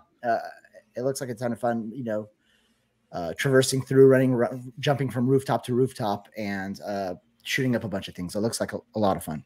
Yeah, no doubt. Dan, you love Spider-Man, and I know he's your favorite character. Sure. Where are you in the Suicide Squad doing anything? I literally thought you were being sarcastic when you said that, Ains. No, Spider-Man's his favorite. I'm not wrong. Right? Yeah, no, I mean, I've never really cared as much about like the DC universe. When I collected comics, it was basically all Marvel stuff. So I mean, I enjoy stuff like Batman and Superman, and especially Batman. But for the most part, this doesn't really do much. We'll see how it is. I'll probably pick it up and buy it, because Well, we know that. Yeah, that's for sure thing. But it's. I didn't see it. I mean, there was some gameplay there that looked okay. I guess I don't know what I'm jaded about something. I don't know what's going on. I have no opinion about that game. So it didn't do anything for you, really? No. It did not move the needle, so to speak. All right. Well, hopefully it ends up well. We'll see. Yeah, we'll see. Rockstar. I mean, we know Rocksteady can make a good action game. So I don't know if this is on your list, but are we going to talk about Gollum? Okay. I wasn't going to, but you're welcome to. Exactly. It's not even on the list because that was a horrifying trailer. I have nightmares from it. It looked like claymation. We already didn't like that game because its premise is terrible. And then when I saw the gameplay, I was like, it's even more cursed than I imagined. Holy crap, dude. It is. Oh my God. I hope I review that game. I bet you they're going to give it to me. I'm so upset. Yeah, I didn't have much to say about that one. I kind of felt like Dan. It was just like, that didn't do anything for me at all. Yeah. Like, yeah. That was terrifying. I'm a huge Lord of the Rings fan, but Jesus, dude, that was a nightmare. But what we did get finally, and I'm hyped about this, is a release head for Cuphead. A release head? Yeah. Release is that what I said? That's Release what they head? call it. Release yeah, release head. Release head for Cuphead. Cuphead. Yeah. I'm a Cuphead fanatic. I said on the show the other day, I'm surrounded by Cuphead merch. I just adore that game. I have 100%ed that game twice over. Wow. I adore it. So what are you pointing at? Oh, I thought you were pointing at something. Sorry. Oh, okay. I loved it. Yeah, I'm also huge. You did I love that game. 100%. I actually did a charity stream last year where I beat the game beginning to end on expert in one stream. I love that game. So it comes out June 30th. Depends on if you're talking the technical aspects or the visual aspects. The visual I really loved. I forget his name, but the Egyptian sand guy. I can't remember his name. The genie. Yeah, the genie. Thank you. Oh the genie. Yeah, fantastic. The train ride at night was just incredible too. Yeah. In terms of the actual mechanics, there's a couple, and I really love. I'm literally looking at a print of her, but the Medusa-like woman in the water. I can't remember their names. It's been years now. So mine's Mr. Dice. I was gonna say King Dice has a very cool setup how you play through his different levels. Like, yeah. Anyway, super excited about that. I could go on and on, but we finally have a release date, which is awesome. We have seen that game, that DLC that got announced. Must have been 3 or 4 years ago, right? The delicious last course got announced. I think it was 2018. Yeah, dude. Or even 17. And we had some gameplay from it as well. It's just that they went dark for so long, and that's why it was so exciting. They're just one of those studios where it's like, it's done when it's done. We'll tell you when it's ready to go when it's released, because they do care about their craft. And you see like some of their videos and the behind the scenes stuff. They're like, this was a lot more work than we thought we were signing up for. It's a lot of work that goes into it. Yeah. So I do want to talk. Someone mentioned it. I think you mentioned it, Dash, was Forspoken. I want to talk about this game because there's something I said yesterday. There's something about this game where it should be exciting. It should be interesting. And yet the more I watch it, the more I think there's something about this game that just doesn't sit right with me. It's not doing anything for me. And I think I said the other day, this is one of those games, in my opinion, that could be a 9.5 or it could be a 5. I just don't know where it's going to end up. 86. Remember the Order 1886? Yeah. Like everybody was like, "Oh, this is gonna be a great game," and then it came out. It was like terrible. Yeah, that's one of my least favorite games of last gen. Which, I don't know. Like I said, there's something I can't put my finger on it, but I'm concerned that this game, people are getting hyped for it, and I don't see it hitting. Is it? The way do you think is it a little bit of an overexposure where it seems like every gaming event they're showing it and it's like it's sort of looking almost like every trailer is almost looking the same? Like I feel like they're showing it too much. Yeah, I think it's a combination of the cinematics look cool and obviously graphically it's impressive, but when they actually get into the gameplay and they show her just jumping around and smashing things, I'm like, this could not look more generic. Like it just feels almost like a Godfall moment. It's like, wow, that's a pretty game. And then you start to watch what they're actually doing and you're like, wow, this is a shallow game. It just doesn't look like there's a lot to it. And I hope I'm wrong. As always, I hope the game's amazing, but I see a lot of hype for this game and I'm just not seeing it personally. I don't get it. Yeah, I don't understand what's going on either. Looks like Recore and Sunset Overdrive had a baby, and then this is what we got with some cool cinematics. Overdrive. That's it. Look at she's jumping all over the place and flying all over the place. I don't know. I don't know what to think anymore. And the character seems like she's out of like a 90s sitcom, but in a fantasy world. And I'm like, I don't know what she's pulled into it. Like you saw there was a story trailer where she's pulled in from like New York City. Into this like fantasy world. I think her like movesets and some of like the action, the particle effects, there are a lot of things about it. Some of the traversal, there are a lot of things about it that are real, that look really good about it. But the sort of the canvas it's on, it does feel a little shallow. The open world, there aren't any like interesting like points of interest. I'm curious about the level design. I'm curious about like, just where the enemies are and all that. So some of that stuff feels like it almost looks, I don't want to say like a tech demo. It just doesn't feel finished. Right. Completely filled in. Yeah, agree with you. I'm going to try and get an interview with the actress to talk about this in more detail. Bet you will. A one-on-one special. It won't be publicized, but I'll let you know how it goes. I'm kind of with you, actually, Ames. I've not on the interview or. No, this one just hasn't clicked with me. I'm kind of the same boat as you. Like for me, Square Enix games are all pretty hit or miss. Like I never know if a Square Enix game is going to be awesome or if it's just going to completely pass me by. And sometimes you get Guardians of the Galaxy, and sometimes you get Monster Hunter Rise. And I just I know a lot of people like Monster Hunter, but I just that game Preach on it. I'm here for Monster Hunter hate. Let's go. I'm sorry, dude. I don't hate that game. It's so grindy. I could not get into it. So yeah.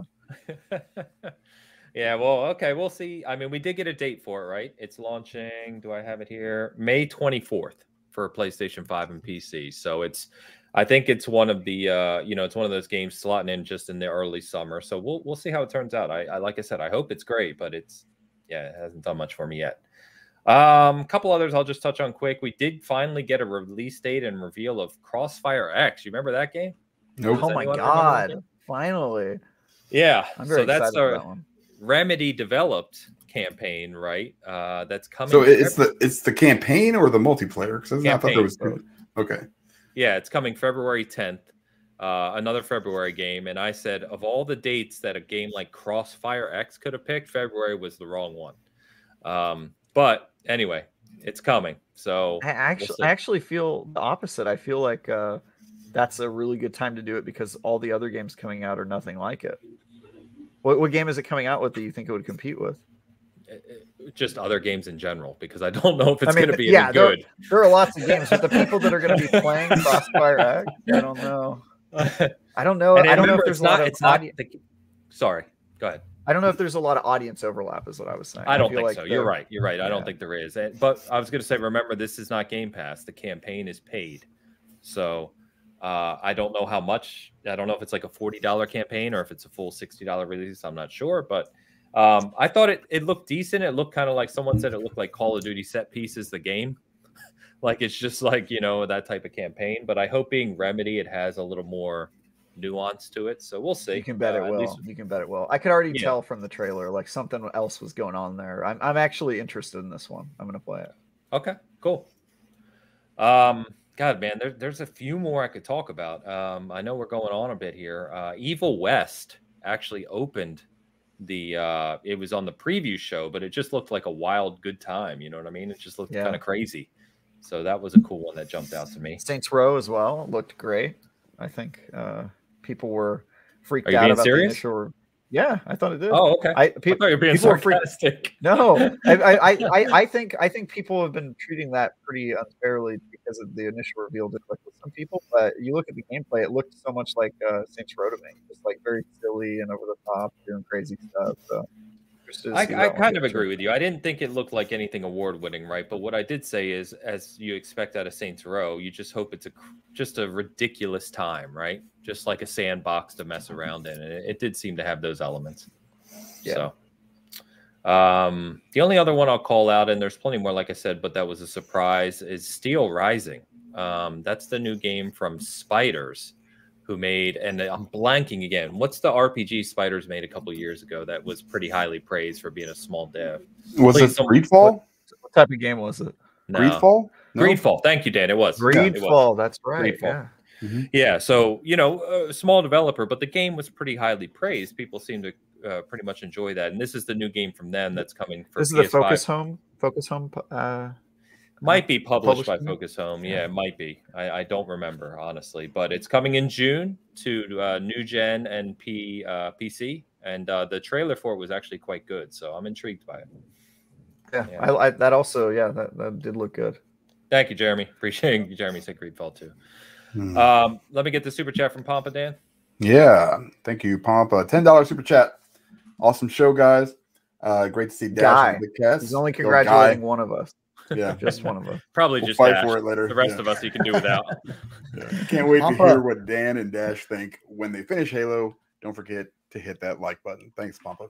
Yeah, Pompa. Thank you, brother. Pompa was one of the ones in my DMs this morning saying he played. I think he got to a part in the Halo in the campaign yesterday. He said in the evening, and he literally didn't stop until he finished at like early AM, and he was blown away. So, yeah, excited. I want that happiness.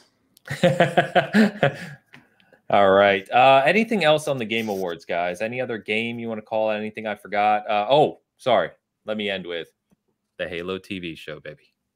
Oh Yes. yeah, dude! Yes. It looks so good.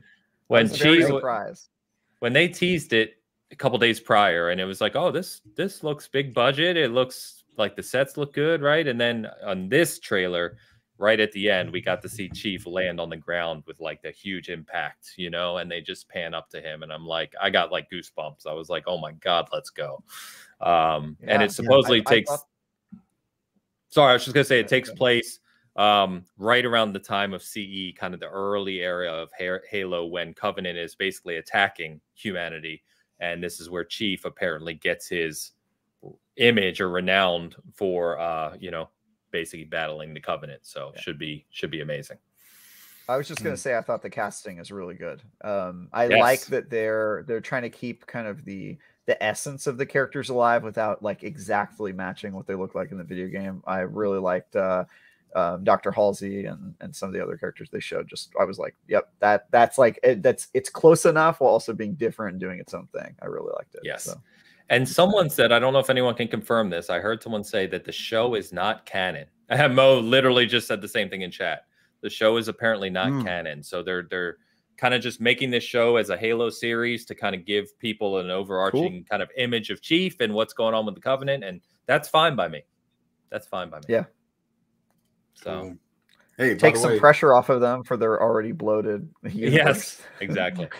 if you are a T-Mobile customer, you get free Paramount Plus for an entire year. You just got to go to the little website. Yeah. So anybody's got T-Mobile, go grab it. I did. Yeah. Now I get to watch it for nothing. You join Bitcast, you save yourself some money. You see what happens? That's what we do. Now it's fun. That's awesome. Okay, so yeah, I'm pumped for that. But anything else on the Game Awards, guys? Anything? Oh, god damn, I keep forgetting. I'm sorry. We didn't touch on It Takes Two winning Game of the Year. Yes, congrats. Yeah, so It Takes Two wins Game of the Year. I think that a lot of people are happy for it, and I think that a lot of people I talk to who have played a lot of these games think it was well deserving, and I think it was well deserving. My pick was Psychonauts 2. I've made that abundantly clear, but I wasn't mad that It Takes Two won. I think that it's a fantastic game. Creative, great co-op experience, good message. I mean, there's just, you can't really say a bad thing about It Takes Two. It's a great game. So exactly, really cool to see it win. So it was one of those years where there weren't like one or two front runners. There was like 3 or 4 games that could have legitimately taken it, and so it was a surprise that it won. And yeah, I thought it was going to be either Psychonauts 2, Deathloop, or It Takes Two. So stoked that it won. Yeah.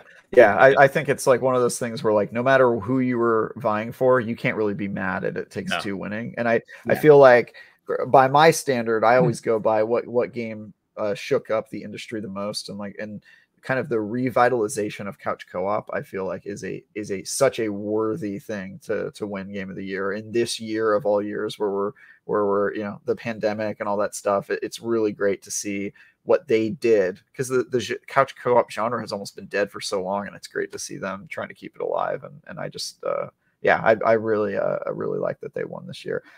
Halo Infinite should have probably been in the running, but whatever.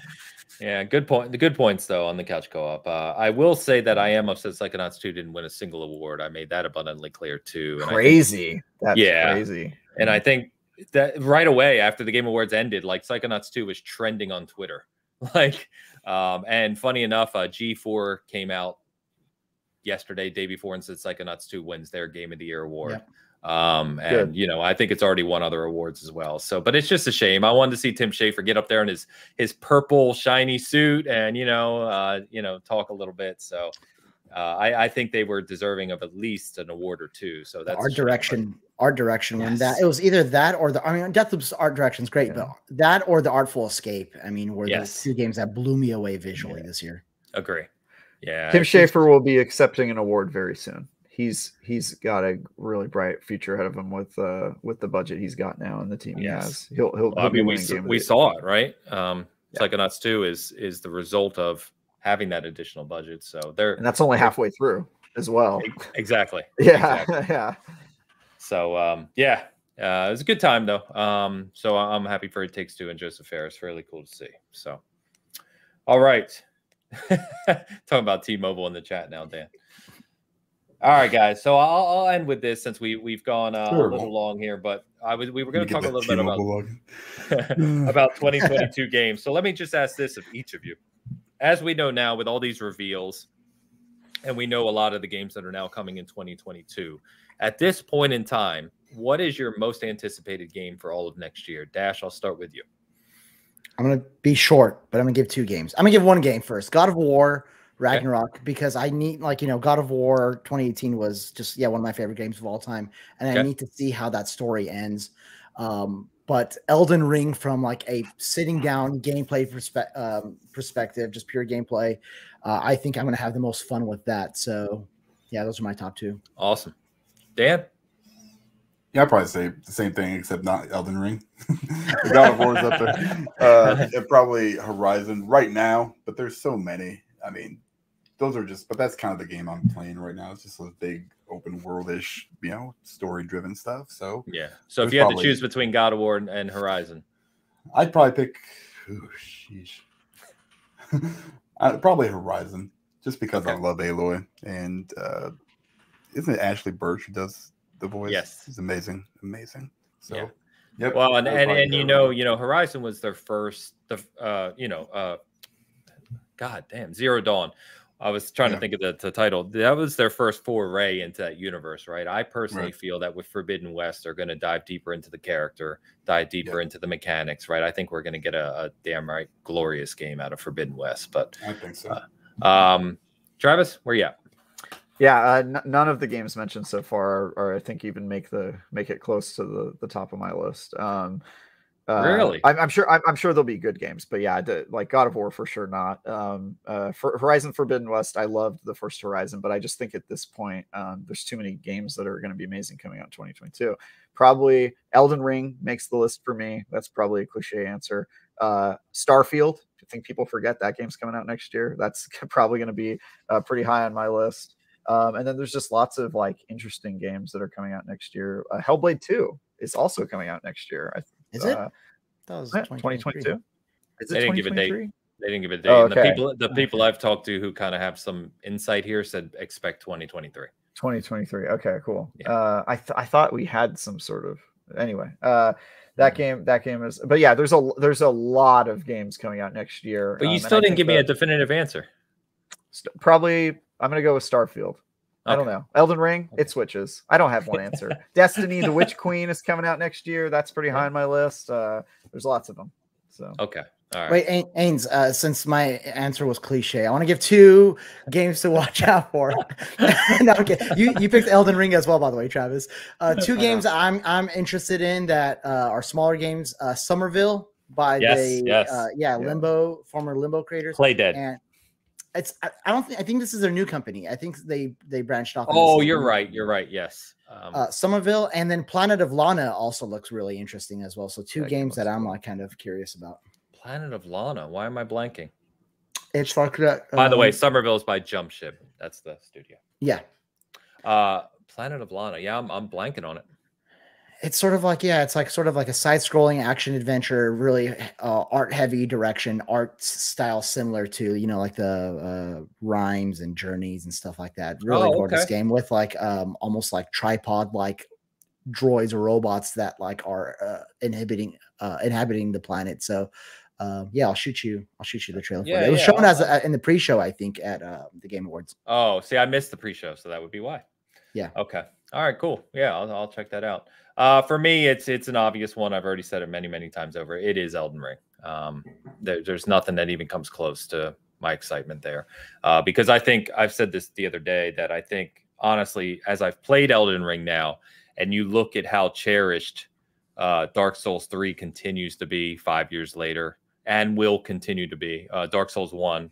Bloodborne, despite Travis's qualms with it, you know, these games are beloved, and just honestly, like it's almost like their renown just grows. You know what I mean? Like the appreciation for those games grows, and I see Elden Ring being a game that is just appreciated and beloved for years to come.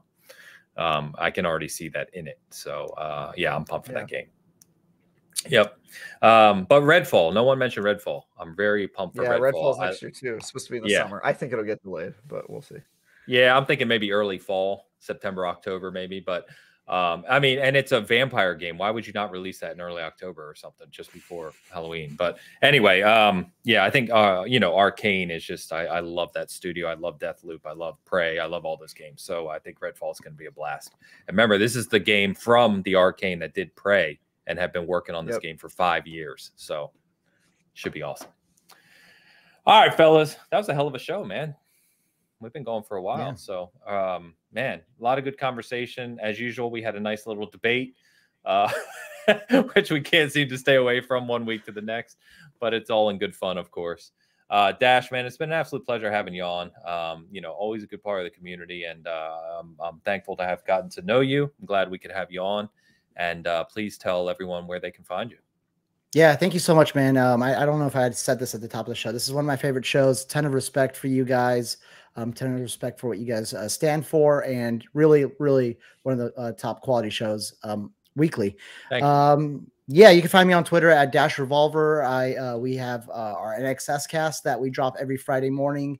You just search for us on YouTube, NXS Games, and then you can find us on Twitter at NXS Cast. Thank you so much for having me, man. Awesome. Thank you, Dash. Travis? Yeah, you can follow me on Twitter at TieGuyTravis. You can watch me talk about Destiny every week on Thursday at 4 p.m. Pacific. And you can find my reviews, previews, and articles on IGN.com. This past week, I previewed a game called Blacktail, which is the story. It's an origin story for the witch Baba Yaga. You play a 16-year-old girl who's been accused of witchcraft, and it is a super creepy game. You can watch me play through the first. That sounds cool, hour. Actually. It's very cool. It's very cool. So IGN had the exclusive gameplay reveal on that game, so you can see that on IGN.com. And then this week I'm reviewing a game called Century: Age of Ashes, which is a dogfighting type game where you fly around on dragons and shoot people with fire, and it's quite good. So I'm gonna have that review in the middle of the week, and that's it. Fantastic. Next week, our show will be a little different. Like I said, we're going to be having a new guest we've never had before, who is a big Nintendo creator. And there hasn't been a lot of talk with Nintendo lately. I mean, they just haven't had a lot going on, and we've been rather critical of Nintendo. So next week, what we're going to do is we're going to sit down with a guest who does a lot of Nintendo work, and basically just talk about Nintendo and why we criticize them, why we'd like to see something different. I think it should be an interesting conversation, if nothing else. So maybe tune in for that next week. Maybe those of you who feel kind of like us. So we've got that coming. The Season Gaming Awards will happen again. They're going to happen next month in January. We're kind of putting together plans for that now, so stay tuned for that. We've got a Halo spoiler cast coming. Stay tuned for that as well. But a lot of good stuff coming. So thank you as always. This has been Bitcast 183, your weekly gaming show, where you can find all of the news about Xbox, PlayStation, Nintendo, and PC with technical and industry insight. Until next week.